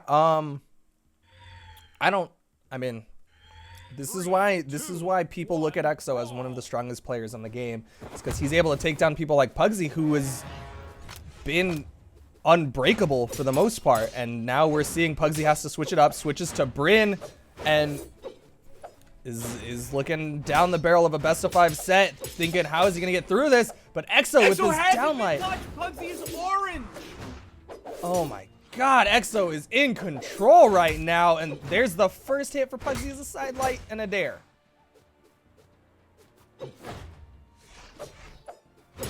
Ooh, downlight side air will finish it off. EXO 100% in the driver's seat of this murder train onto Pugsy.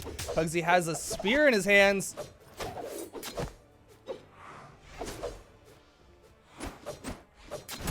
Downlight side air from Pugsy.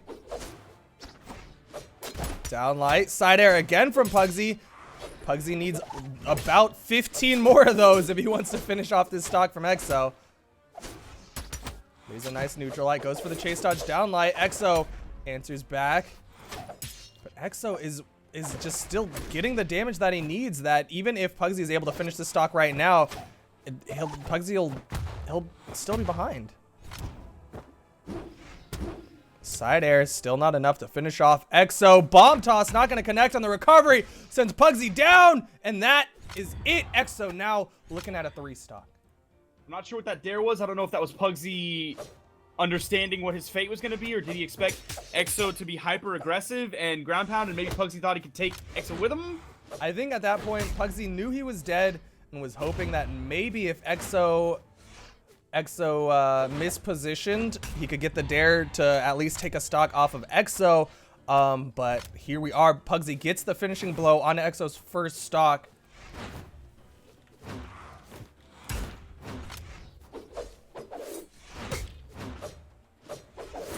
Side light from Pugsy. Side light from Pugsy. Pugsy hasn't really been following up these side lights. I mean, side light, down light is technically true. Yep. Side light down air is a thing. Side light neutral air is a thing. Side light side air is a 1-frame dodge window for Bryn. Oh, Pugsy. And Pugsy's just been... I can't believe EXO's ground pound missed Pugsy and went onto the platform. That was all but free. I think Pugsy needs to make another adjustment after this because things are just not looking good. Where's the recovery? Oh! There it is! One of the best moves in the game, in my opinion. EXO just waited for it. He knew Pugsy was going to go in, and he just absolutely waited for it. EXO gets the recovery onto Pugsy. Pugsy wanted to secure the kill and was chasing, but EXO ends up getting the hit with the recovery at the bottom of the platform, and now Pugsy's switching to Ada, and at this point, I think Pugsy is just trying anything. I don't know. We saw Beta Hunter say that Pugsy should have gone Ada. So maybe Pugsy has a secret Ada up his sleeve, just ready to go, gas in the tank and the engine running. I don't know. Right now, Pugsy's been able to get some hits onto EXO, but EXO, with that scoop, can't finish it off with a nair juggle. But there's a nice weapon toss into a pickup neutral light. Weapon toss, ground pound, not going to connect. Good nair from Pugsy, just in case EXO was going to come down right on top of him.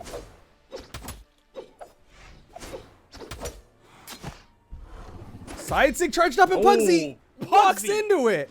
You had the perfect chance for a punish right there. That you absolutely had the perfect chance for a down sig. You could have waited for half a second and done a neutral light. You could have done a side light, and that EXO pulled out the protractor, hit the mine into Pugsy, and I mean, Pugsy is a momentum player, and right now the momentum is definitely in EXO's favor. EXO is not making mistakes today. It is all happy little accidents. Because somehow he doesn't get punished. Every ranked game I've ever played, I get punished for everything in the world, but EXO just doesn't get punished for anything. Ground pound from Pugsy connects onto EXO. Pugsy goes low, trying to get the recovery onto EXO. There's a side air, and that'll finish it off. Stocks even, health close to even. If Pugsy can get a big hit, just a good string. He's gonna get caught by the side light from EXO's hand. Oh, Chase dodged immediately into EXO's dare. Recovery from Pugsy. Side light from EXO. Down light side air from Pugsy is going to send EXO to the other side of the map. Neutral light evens up the health. Down light side air might finish off Pugsy. Kill. No, not yet. And EXO. Pugsy can get a recovery here. I think that recovery was a little bit too early. I think basically Pugsy didn't want to go high or go to the wall. Instead, Pugsy went straight for the soft platform and was able to momentum dodge past EXO. But, oh, EXO not able to get the Grab that uppercut. Pugsy taking the lead. Pugsy takes the lead. Taking the lead for the first time against EXO so far. EXO dropping. He got the downlight, but instead of getting the recovery, got the neutral heavy, and there's the side air to finish it off.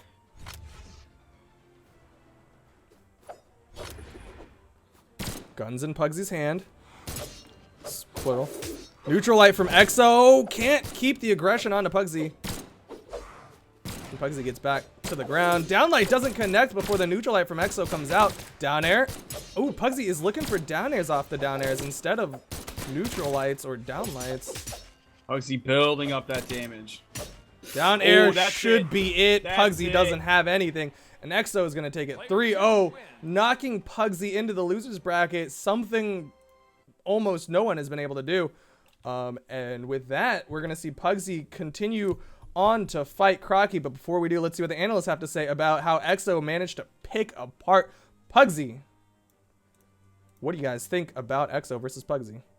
Well, Pugsy, who has won BCS 1, BCS 2, and gotten second place in BCS 3, can't say we necessarily expected him to get 3-0'd in Winners Finals, getting basically destroyed by EXO. Yeah, he won the first BCS, took second to Pickle in BCS 2, and I don't know, it's just, that was an amazing dominant performance from EXO. I mean, we've seen him perform incredibly well across all tournaments for a long time now, but that was something else. I definitely think Pugsy should have switched to Ada a little bit sooner, as that match was very close. He kept the stocks and damage pretty much even throughout, but I don't know, it was a little bit too little too late. Yeah, I mean, it's interesting that he definitely switched characters every single round, and eventually he ended up at Ada. And I wouldn't say Ada's necessarily the greatest pick, but it definitely was was a comfort zone for Pugsy, and he did a really good job with the spear, getting the pokes in, because that was sort of the playstyle that he had to manage with EXO, because EXO dominated as far as getting these strings and getting these big hits and things like that. And Pugsy had to respond by basically flirting around EXO and getting in all the pokes that he could, and then killing off of that. And I think Spear was the ideal weapon to pull that off on. And Ada's using Ada to do that was basically how he was able to get a closer match in Game 3. Although, again, EXO, he's familiar with the matchup, so he really wasn't ready to lose that. Yeah, and I mean, EXO, you know, he used Taros and Bryn for a good long while in the past. He did try and pick up Ada for a little bit, but didn't stick with her all that long. And I think maybe EXO was a little too familiar with Bryn for Pugsy to be able to catch him off guard with anything. Mm-hmm. And definitely the damage output of the guns over the axe is kind of lent itself to why the damage was so close in that third match. We saw him, especially towards the end, get a lot of great answers and punishes against EXO with those gun down airs, a couple down lights into some side airs, significant damage from each of those moves on their own. And I think that was just exactly what he needed. he just wasn't able to secure at the end. Yeah, absolutely. And of course, EXO, monstrous in edgeguard situations. That the first pick of King's Pass, EXO was really taking control of that entire shenanigans area, and Pugsy was finding it difficult to handle. EXO's ability to take good note of his jumps, his dodges, his recoveries, and punish accordingly. And I think that in general, EXO's very all-around solid playstyle is something that Pugsy is going to need to learn to adapt to. Absolutely. And with that, I think we're heading back to Duke. Yep. Thank you, and I'll see you guys after this losers finals match. Sparky, we've got Crocky versus Pugsy. What do you think? I don't know how Pugsy is going to adapt to this, but I'm curious to see.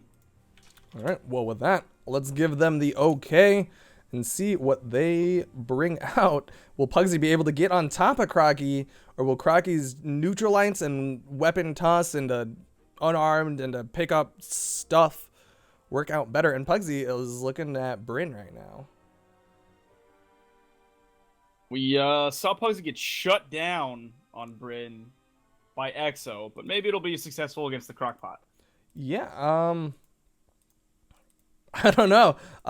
It'll be interesting to see Crocky versus Pugsy. Here we go. Losers finals, best of 5 set. Will Pugsy not even make it to top 2 this time? Will Crocky be able to stop him, or will Pugsy make it back and try to get the reset onto EXO? Pugsy with the big axe strings gets the down sig read, and Crocky is in trouble. Ground pound connects, and Pugsy 100-0 gives himself a bow, and yeah. Pugsy is not shaken after that last game. Not even a little bit. Completely different game coming out from Pugsy. Pugsy once again keeping that aggression. There's the dare in there, or the side light in the nair, and we're seeing Pugsy follow up with these side lights where he wasn't able to do so against EXO, and he punishes the neutral sig charge up. That neutral sig. Telling Crocky don't. to sit down. Just no, don't even try. Crocky goes for the ground pound, and Pugsy gets past. Doesn't even care about the recovery. Pugsy is the driver of the bus to first place, and it is in motion, so sit down. Pugsy says, get out of my way, Crocky. I've got a rematch to do in winners finals. But Crocky says, you got to get through me. Recovery finishes off Pugsy.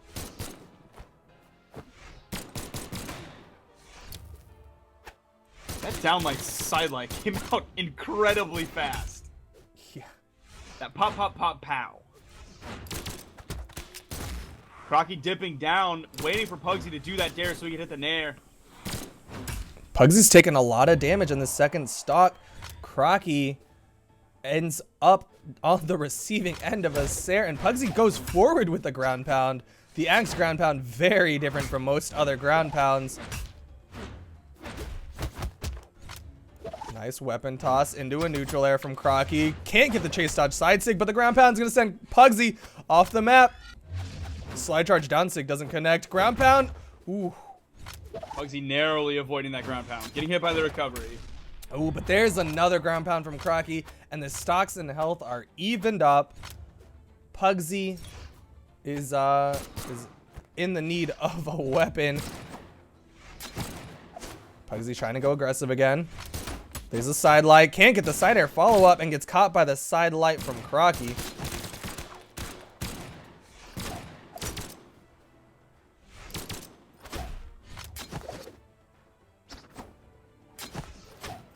Spear versus spear v spear. Tots would side air. lovingly refer to this as spear spacing. Ooh, there's Pugsy going deep before coming back up. Pugsy wanted the characters ground in red. pound. Oh! And that's gonna kill. Wow. Player one. Side I light expect to see into Pugsy back up and recovery? hit a side air. Didn't expect that.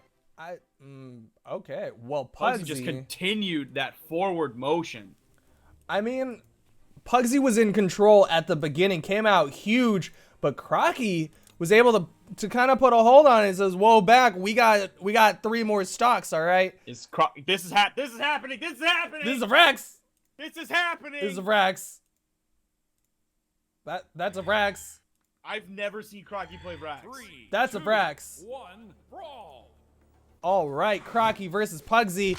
I mean, Crocky probably plays with pickled potatoes quite a bit and has got to understand Vrax to some degree, and he has guns.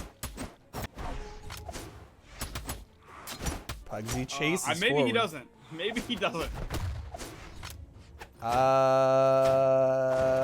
Crocky. I don't know. I mean, Lance is a bigger hitbox for those unarmed startups, which is, I mean, that's more or less what he's been doing. He's Look at tossed that. into the unarmed startup. There's Look a at bomb that. toss, and health's been evened up. Crocky on the juggle train. Recovery. Ooh, just barely dropping drops. it. I swear Vrax's recovery is harder to hit. It has to be. Neutral air, can't get the recovery, and Pugsy makes it out, but can't get the Sair to punish. Down air, but no Sair off the bounce. Oh! no, come on, Drops the Crocky. recovery again. Yeah, I'm telling you, it's got to be harder to hit. Down light from Pugsy can send Crocky into the sky. Crocky's still got those guns. Watch out for the recovery. Crocky's looking for it. Comes back up. Can't get the recovery. Oh, Pugsy not able to punish with the side air. Down light from the height of the soft platform is going to finish off the first stock of Crocky. Crocky with the lance now. Goes high. Can't get the dare off before Pugsy hits him with the Sair.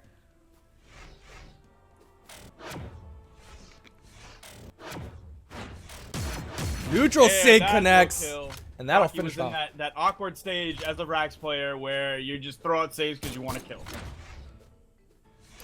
Pugsy jumping around right now. Gets caught by the Is that- nair recovery. Nope. I would have loved to see a gravity cancel neutral Sig. It may or may not have hit, but if it had, it would have been death. But instead, Crocky goes for it again, and Pugsy gets out. But that has got to be like heart-wrenching on both sides. Pugsy's so nervous. He's got to start respecting that nair recovery, and Crocky on the other side has got to start finishing him. That recovery narrowly missing.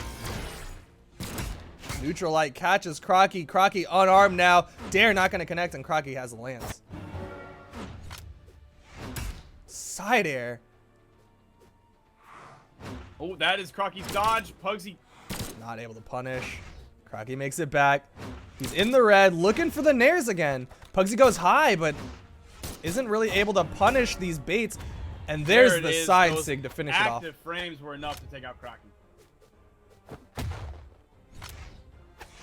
Crocky with the lance weapon toss startup. I think he's he's clearly not as familiar with lance as he is with spear, and the end result is he's going to use it for the weapon startup into unarmed.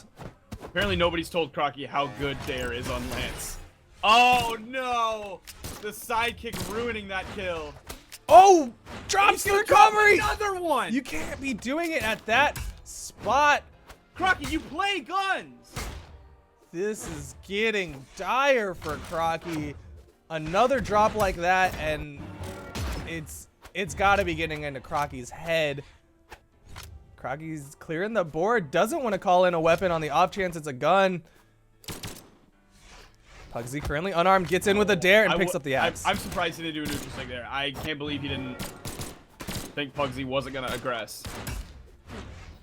Pugsy not able to get the recovery off the dare. And, I mean, even though Crocky plays guns, he may or may not be as familiar with the situations for Vrax's gun sigs. And there's a huge Sair from Pugsy, taking it 2-0. There's one last chance. What is Crocky gonna do? He's got to stop dropping recoveries. Yes. I don't know why he dropped so many recoveries. I would have said he had that game in more or less the bag if he didn't drop those recoveries. I mean, he had at least 4 or 5 recoveries that he just straight up couldn't get the last hit on. in that one game alone. Absolutely. Things are not looking good. Crocky is going to go back to the tried and true Ada.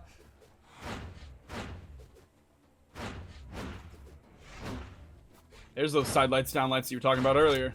Pugsy is just trying to frame trap Crocky. If Crocky comes in anywhere inside of that to punish the side light, Pugsy is ready. Down light to keep Crocky off that weapon, but Crocky picks up the spear.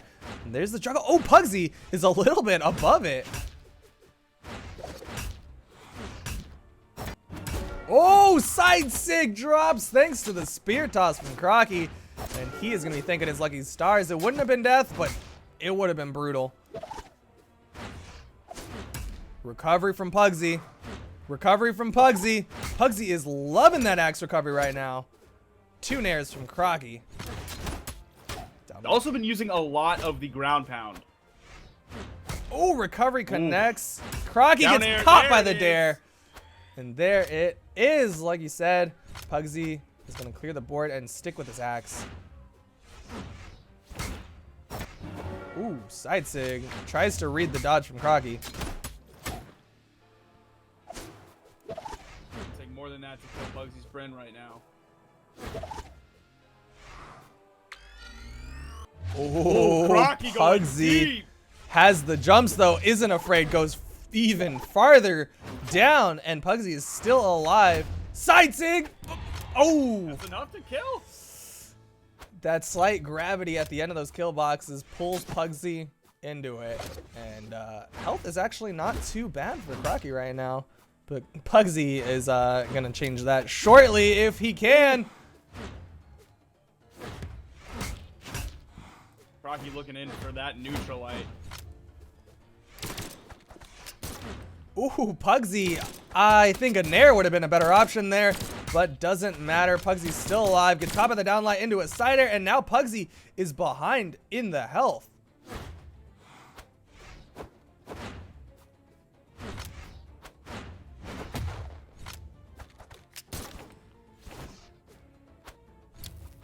Bomb toss, not gonna connect. Oh, Pugsy went for the Another down one. heavy. Another drop recovery.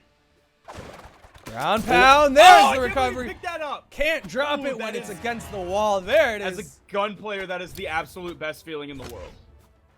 Best feeling in the world when your recovery beats somebody else's because you pick them up with it. That's the best.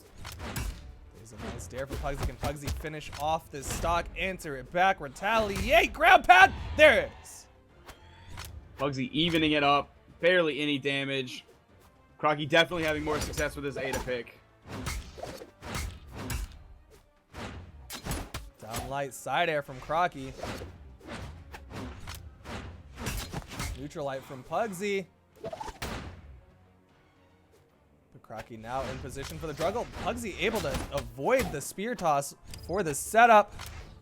But now Pugsy in the red. Ooh. Ooh, Crocky looking for that max range side sig that has proved him well so far in BCS Week 3. Neutral light goes for the chase out side sig, but Pugsy is out of it.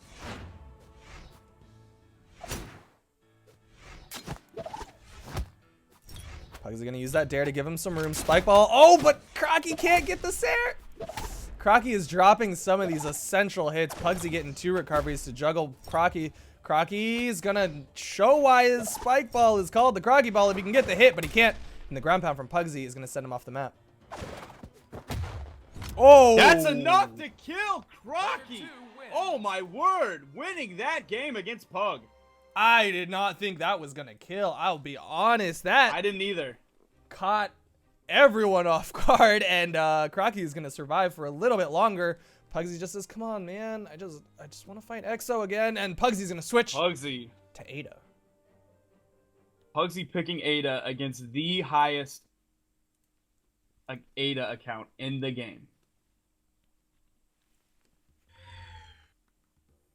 This is a 2, 1, brawl.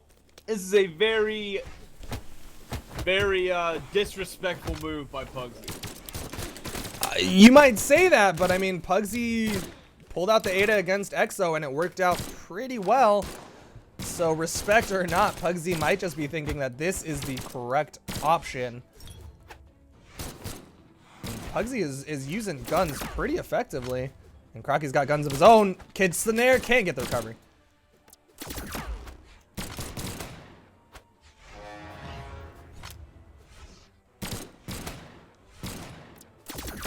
Sig not gonna connect.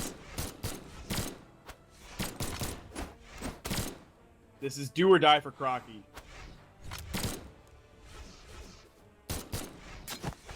He has to win Recovery this game or picks he's up out. and Recovery's Pugsy gonna kill him. doesn't drop it.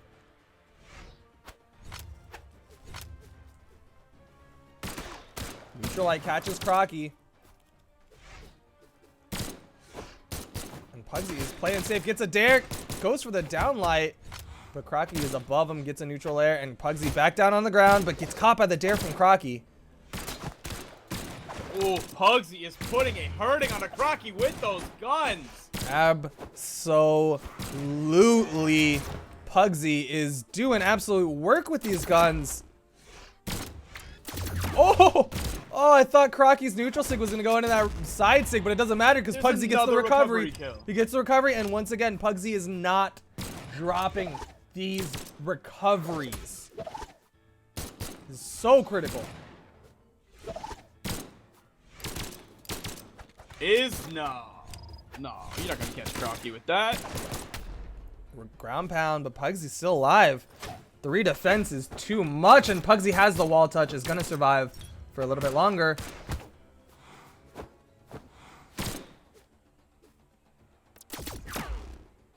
Crocky. Pugsy expecting Crocky to aggress onto him. Crocky just stood still, gets the dodge and neutral light. Crocky wants to finish this off, doesn't get 3-stocked by his own main. Oh, I was expecting an immediate side sig.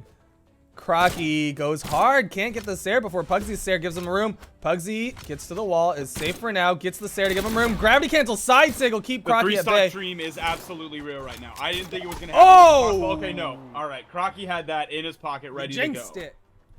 You jinxed it. Crocky picks up the spear, gets the recovery, and 3-stock is dead, but Pugsy is still in commanding lead of this.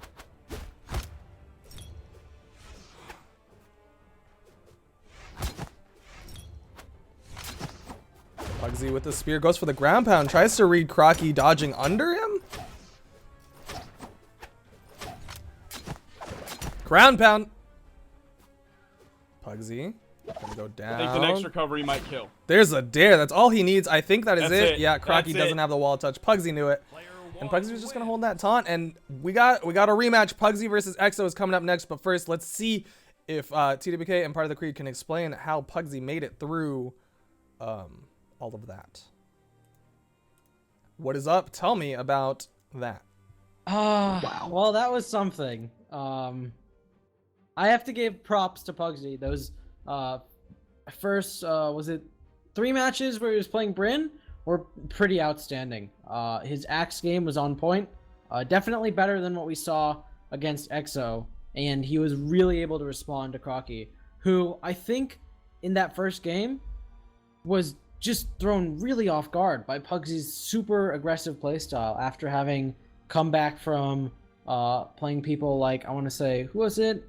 Boomy and PKPR, or sorry, Boomy played PKPR, but Crocky was playing Stardust in PKPR, and both of those matches were very centered around a sort of defensive playstyle. Pugsy comes in and comes running with his axe and just cleans up Crocky.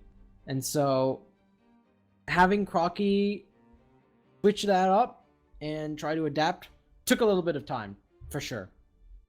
Yeah, I mean, Pugsy's Bryn, phenomenal play, commanding performance. I know I've said that before, but every single one of those matches was basically Crocky playing from the back foot, trying to close the damage gap and just stay alive and bring it back if he can.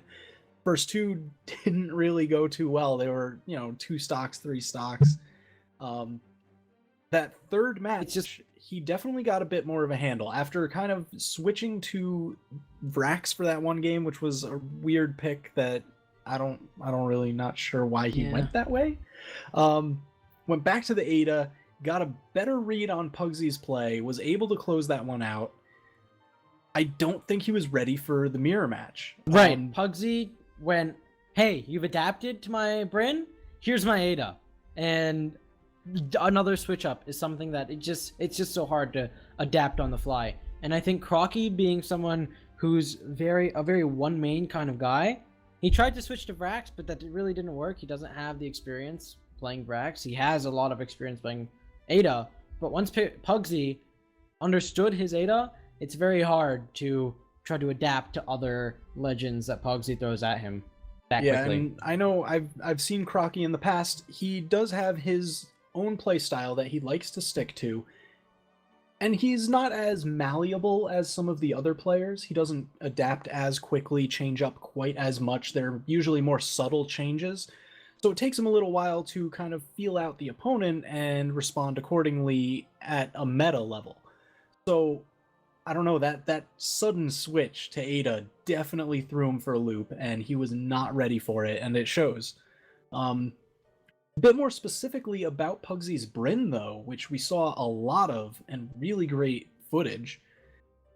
I absolutely love the use of those recoveries and ground pounds from the axe as punishes to potential dodges. They just kind of cover a lot of space. He got the read on Crocky's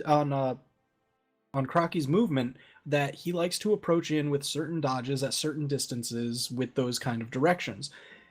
And he was just like, all right, yeah, you can come on in. I'm just going to have this swirling blade of death for you to jump into. So I don't know. It was really good to just kind of see that kind of play that we don't really see too often with the axe much.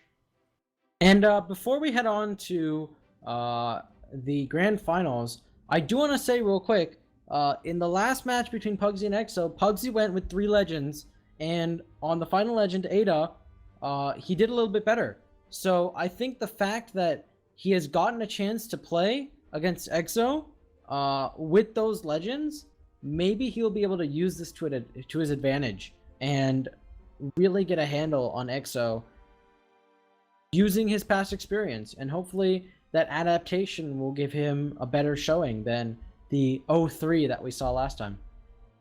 Yeah, I'm definitely looking forward to grand finals, and I think Duke has that coming up for us. Absolutely, and we will check back in with you guys after the grand finals. But first, Sparky, the best, yes, sir. The best part of what Creed just said is that Pugsy's hovering on Hattori. I know, right? But let us get this underway. The grand finals, EXO versus Pugsy. Will Pugsy get the reset and show why Pugsy's been in the top 2 every week so far? Or will EXO shut him down and say, look, I might not have been playing ranked, but I can still play at the top level? Let us find out with this game 1 of the grand finals of the BCS Championship Week 3. I said championships redundant. BCS Week 3. Things are underway shortly. I think this goes to show that everyone knows, or most people know, that Dobrain has a huge legend pool. Absolutely monstrous legend pool. But as we've seen right here, Pugsy does too. Now we'll see how good Pugsy's Hattori does against EXO, because I would say that EXO is in a different tier of player than Crocky is. No disrespect to the Croc man. Absolutely. I mean, EXO, he is who a lot of people look to. He is easily he's in most people's top 5, and a fair number of people would say one of the best players in Brawlhalla. And Pugsy is gonna have to play against all of that mentality and just say, hey, this is EXO. I've beaten them, probably. Let's go. But right now, EXO in the orange. Hattori Pugsy in with the spear is just staying on top. Doesn't want to go down into the shenanigans area or anything like that. He's gonna go into the shenanigans to go under.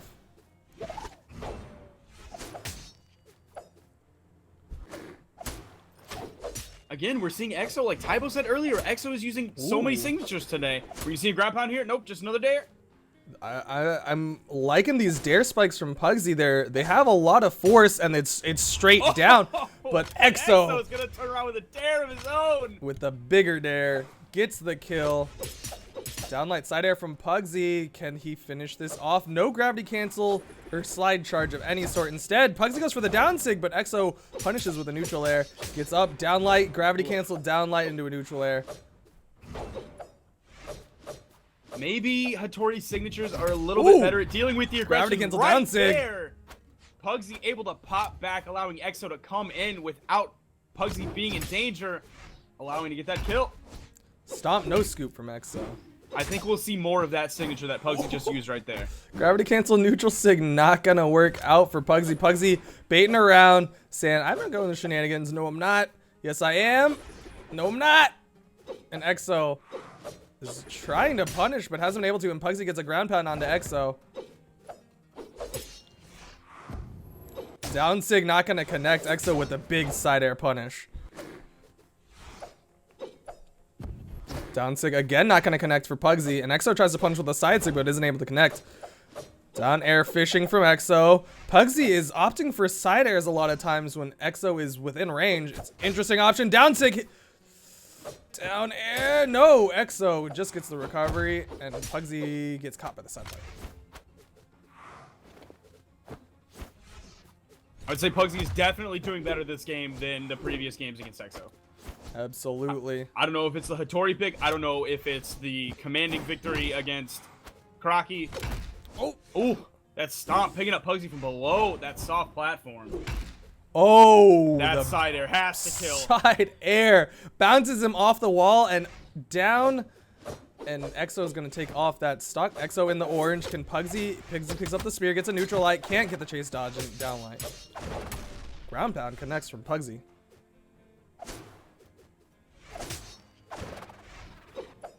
Pugsy with a very, very long ground pound. Ooh, the Sair. Exo's going to be able to make it back. Exo now going a little bit cutesy, trying to dance around using these Pugsy doing platforms. the same. Now they're fighting it out in the shenanigans area. Exo, Pugsy is actually trying to bait for that side air, that underneath the platform side air. And it's not working out. Exo has been in control. Dare. I'm not going to try to chase. Gravity cancel neutral Exo. sig. Looking for that read. Ooh, Like you said, side air those drops. under the stage side airs. Oh, and that down leg combo. Pugsy staying alive. This is Pugsy's last stock. Pugsy's still alive, but like you said, last stock versus Exo's second stock, only in the red, and Pugsy has yet to finish it off. There's the ground There pound. it is. But Pugsy is gonna have to turn up huge on someone who is very hard to go big on. That horizontal hitbox, or sorry, force direction from the ground pound didn't work in the shenanigan zone, but above the stage, it'll actually send you 90 degrees to the left or the right. Let's see if Neutral lights. Pugsy can do work here. Pugsy fishing around for neutral lights. Pugsy staying on the outside, just gonna go underneath again. Gets a recovery, but once again, Exo, he's not taking a lot. And there's a nair. One more of those, and I think Pugsy's done. Absolutely. Pugsy goes into the shenanigans, gets the recovery hit to give him room. There's a nice Sair and the neutral light. Nice little string there. It's a solid string for Pugsy. Is going to help out, but once again, not enough. There's a nice dare. Pugsy needs to be really careful. He's getting Exo into the deep orange, but any light attack will kill, and there's the nair. Like you said, one more nair, and that was it. Pugsy gets taken down. Exo gets the first round, and will that be the momentum? Will Exo take the next two in commanding fashion, or will Pugsy somehow come back? Pugsy's sticking with the Hattori. I think the Hattori pick is definitely working right now, and Pugsy should absolutely stick with that. Definitely compared to the other picks when Exo just ran all over him. 3, 2, 1. And Brawl. here we go. Pugsy versus Exo. Game 2. Staying on the same map. Seems like Pugsy wasn't too far off from what he needed to do. Gravity cancel neutral light, not gonna connect. Pugsy gets a nice recovery, can't get the second one. Neutral light. Even though Pugsy is a Bodvar main and has a good understanding of sword, Pugsy has had more luck with Hattori's spear than the sword. Absolutely. Pugsy, Ooh, that deep ground pound. I don't know if Pugsy was just studying Crocky for the last like 10 games, but he's been very effective with these recoveries and ground pounds. Gets one recovery, gets a nice Ooh, side nice air. Sair Exo timing. hasn't touched the wall. There's the first wall touch, and Pugsy can't get the Sair.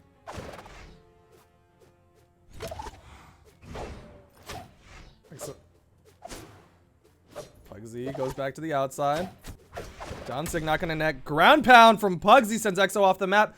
Can Pugsy Get another one.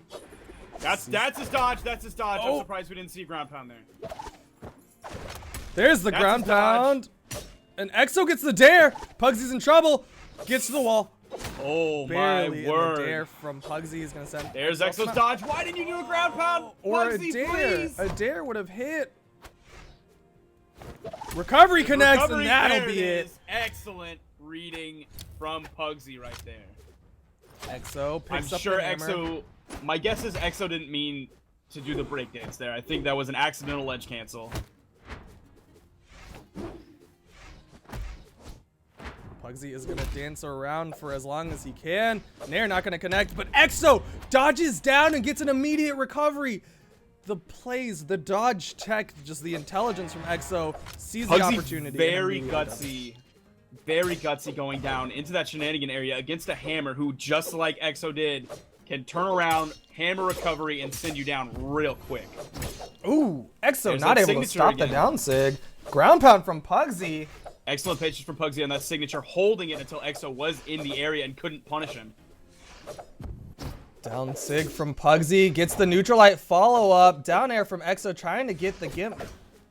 Not quite enough just yet. There's a nice side air, keeps Pugsy off the map. Can't get the dare.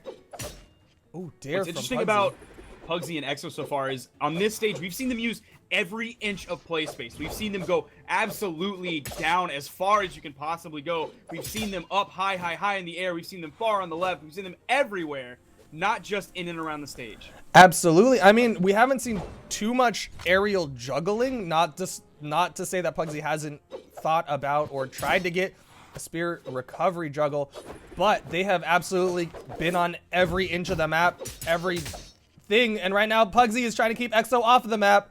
Another Sair. Neutral air. Nair. Nair doesn't kill. And Exo gets the wall touch. Is going to go into the shenanigans, but That's a gets caught by dodge. the Nair, and that is it. Pugsy gets the second stock. Pugsy in control right now, and this Pugsy has a Hattori nice little lead. is working well. This is Grand Final Set 1, Game 2.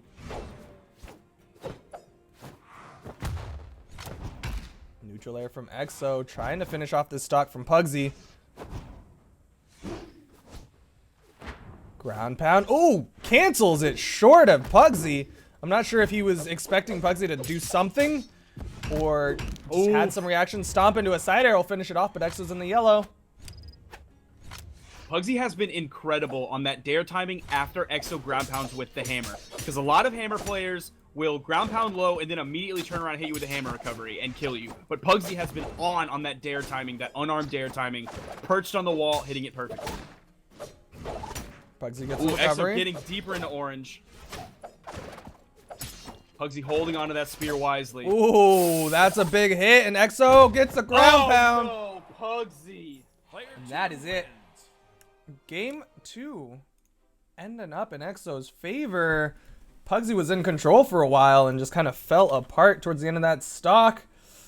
That one And we see little character switch. mistake that Pugsy made. You're in orange. A lot of players won't kill you when you're in orange. Sentinel being picked in. But Exo will kill you in orange if you make a mistake. Yeah, this is an interesting decision from Pugsy. 3, 2, 1, brawl. I mean, the first two games were close. I don't know if Pugsy's just like lost faith in his Hattori or something, but this switch is interesting to say the least. Pugsy might be exploiting the ping difference because Exo might not be able to get out of Qatar strings like we just saw as quite as easily. Ooh, but Pugsy. Pugsy might feel good about his hammer. And the extra defense from Sentinel definitely won't hurt. I guess, but I don't know. These Qatar strings have been effective. I don't disagree with this pick. I don't disagree with this pick. I think it wasn't broke enough to warrant it. The Hattori pick wasn't terrible, but right now Exo is looking at the kill, gets the side air. Pugsy burned his dodge. Exo gets the scoop or the reverse scoop. Excuse me, the recovery, and that'll finish it off. And Exo with the stock advantage. Ground pound connects onto Exo. Bomb connects onto Exo, and Pugsy answers back in force. I think one of Pugsy's biggest problems with Hattori was just the survivability. And Pugsy is very comfortable with hammer. Pugsy used to main Nash. Pugsy mains Bodvar. Pugsy is no stranger to the hammer. Ooh. Absolutely right, but Pugsy hasn't been able to use any hammers. Gets a nice side air into a nair just for a little bit of damage. Not going to do any sort of death. Gravity cancel. Nope. Instead, nair. Sair.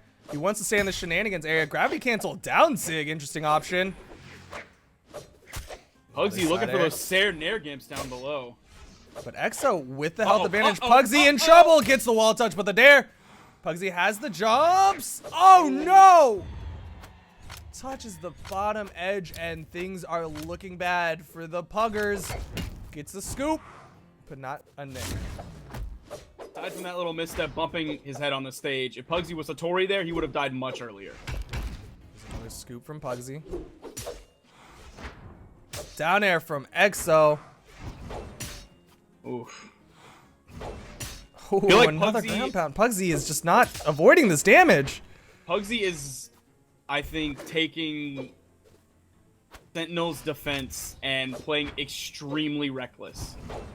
I think Pugsy's a little bit tilted, to be honest. Pugsy's just going for some really greedy plays, like that ground pound right there. I'm surprised Exo wasn't able to dodge over, get this dare. Ooh, nice side air from Pugsy to pop up, but Exo's still alive. Pugsy's in the orange as Sentinel, but still against Exo. There's Player 2 wins. the Sentinel pick isn't what killed Pugsy. Pugsy killed Pugsy. I'm getting word Pugsy used a stance. What? Sorry. Maybe Pugsy just had that on from another previous game, and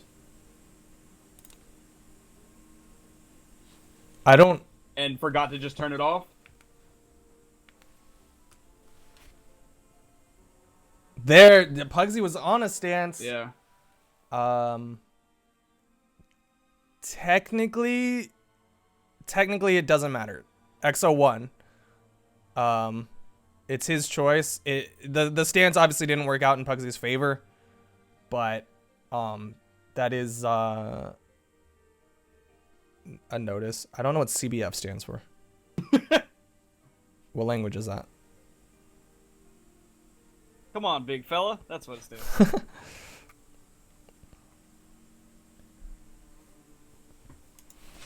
Exo says he knows I wouldn't have disqualified him even if he won with stance.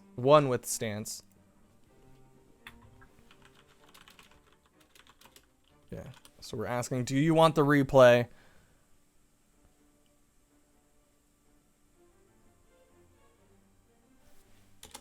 See if Exo is the gentleman of gentlemen, or if he would take the win like a smart guy. I mean, there isn't much reason. Yeah, okay. Exo says we're done. Exo is wisely taking that win. All right. Well, thank you. Guys, we're going to swap on over to the analysts and see what they have to say.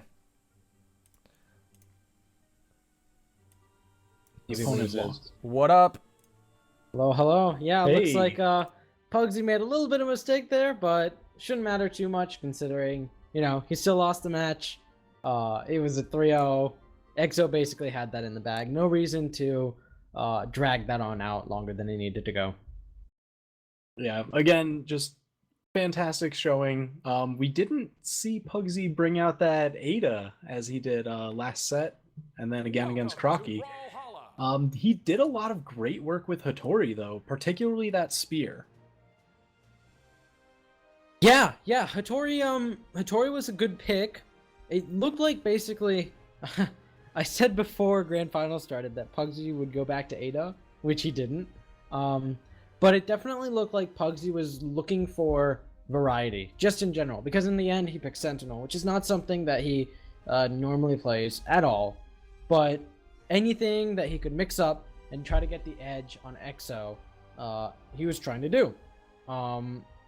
And of course, it worked out in bits and pieces, but just he was never able to really secure any sort of solid victory that would take him all the way. Yeah, I mean, it was just pretty solid match all around, just Exo taking a bit of a commanding lead. There was one match where Pugsy had the lead on Exo. He definitely had a chance, But after that, he just faltered to find the kill. And I think going a little bit too aggressively with the spear ground pounds in the shenanigans area of Thunder Guard is kind of what led to him, I don't know, that one time where he just wasn't able to recover and ended up getting knocked out pretty easily by a down air from Exo. He had Yeah. no more recovery options other than his dodge. And I mean, that's easy enough to snipe out. And definitely, it was interesting that Pugsy kept counterpicking Thunder Guard because Exo was very comfortable in Thunder Guard. And we've talked about this in the past two BCS tourneys, that Pugsy likes Thunder Guard. He likes being able to go under and around those two blocks. But Exo was just as comfortable there too. So you have to wonder whether picking a different map might have just been better for Pugsy. I'm not sure what map that would have been. That's absolutely up for Pugsy to decide. But if we should ever have another Pugsy versus Exo match, it may be more in the favor of Pugsy to find something else. Yeah, especially if he was looking for variety against Exo in his legend picks. Variety in the stages definitely would have helped that as well. Just trying to find, any gap in the armor that Exo has with his 3,000 hours of playtime. And I don't know, maybe we'll see that more in the next week. But for now, congratulations to Exo for, clinching this victory. I'm sure he grabbed a ton of points, and I'm interested to see where he lies in the standings. Beating Pugsy, who was in first place in the standings before, will boost him up all the way. Like we've said in the past, if you're good, even if you join in late, get into BCS, play out what you can, and you can easily get into top 16. And I think with that, we're ready to hand it over. Thank you, everyone, for coming out. All right, thank you guys for your wonderful analysis, and I'll see you guys next week. Sparky. Yes, sir. Exo 1 came out of Gold League, technically. Is here in week 3, didn't play in the first 2 weeks, went through winner's bracket, didn't lose a single match, didn't get reset, so technically gets the winner's unkillable juggernaut, whatever we want to call it, bonus, as well as taking down our previous Titan, so to speak, Pugsy, twice, once in winners finals and in grand finals. What is in store for the next 2 weeks of the Brawlhalla Championship Series? Well, I can tell you that Exo will be in a much better seed than 15th this week. He is definitely going to be getting what you said with the unkillable bonus. He will also be getting a buku points from the bounty. He started out with 0 points, so my guess is almost every matchup he is going to be getting the 10% bounty on. So we are definitely going to see some changing in the rankings this week and absolutely next week, because the bounty ratio will shrink ever more until it is if there's a 5-point difference, which is very minuscule. small. That is, not a big. To that point, the difference between Pugsy and Pickled coming into this was what, 3 points, 2 or 3. So arguably they wouldn't have gotten that bonus, but yeah, 5 points is a very small difference between players. But what else is coming up? So we've got next week, week 4, the last chance to get any points and a lot of opportunities to get bonus points for wins. And then after that, what is up? Then we have our grand finals, invitational only, top 16, coming for that $750 prize pool. And then the day after that, we will be having another tournament. It is a crew 2v2 battle. We've seen one of these bad boys before, and it was a ton of fun. This time, Designated Asian and I will be casting it as well. It is under the guise of the Brawlhalla Championship Series. It is the very next day from Grand Finals, 2 days in a row of some of the most exciting gameplay you will ever see. Ton of clans signed up. Do you know how many off the top of your head? Oh, I want to say I just updated it to like 15. But 15 clans! Only the top 8 will be able to get in to the round robin, where afterwards they will be playing the top 4 of that round robin will be playing a double elimination, all for a chance at the prize pool of What's the prize pool? $1,500. That is so much money that is being put on the line between those 2 days. $750 prize pool for the end of the championship series, a $1,500 prize pool for that 2v2 clan battle. Lots of money will be exchanging hands. Lots of people will be putting it all on the line. Lots of action coming up in the next couple weeks, so stick around. I am Designated Asian. With me, as always, is Sparky878. In the analyst corner, we got Part of the Creed and TWK Smash. Behind the scenes, we have to give a huge shout out to Zenigan for all of the analysis, all of the administration stuff that he does. Huge shout out to El Doco Loco for holding down the chat. And as always, shout outs to BMG for all of the wonderful work that they do, the balancing, the character creation, and everything. Huge shout out to White Sheepy for helping us come up with this stuff and creating this stuff. And huge shout out to Dobrain for the graphical work that he does. Thank you everyone for watching. Stick around. Plenty more Brawlhalla action to come in the next couple weeks. I'm Designated Asian, Sparky878. Anything else you want to say? Yo, you can follow me at twitch.tv/Spark878. And you can follow me at twitch.tv/Designated Asian. Thank you guys. I hope you have a wonderful rest of your day.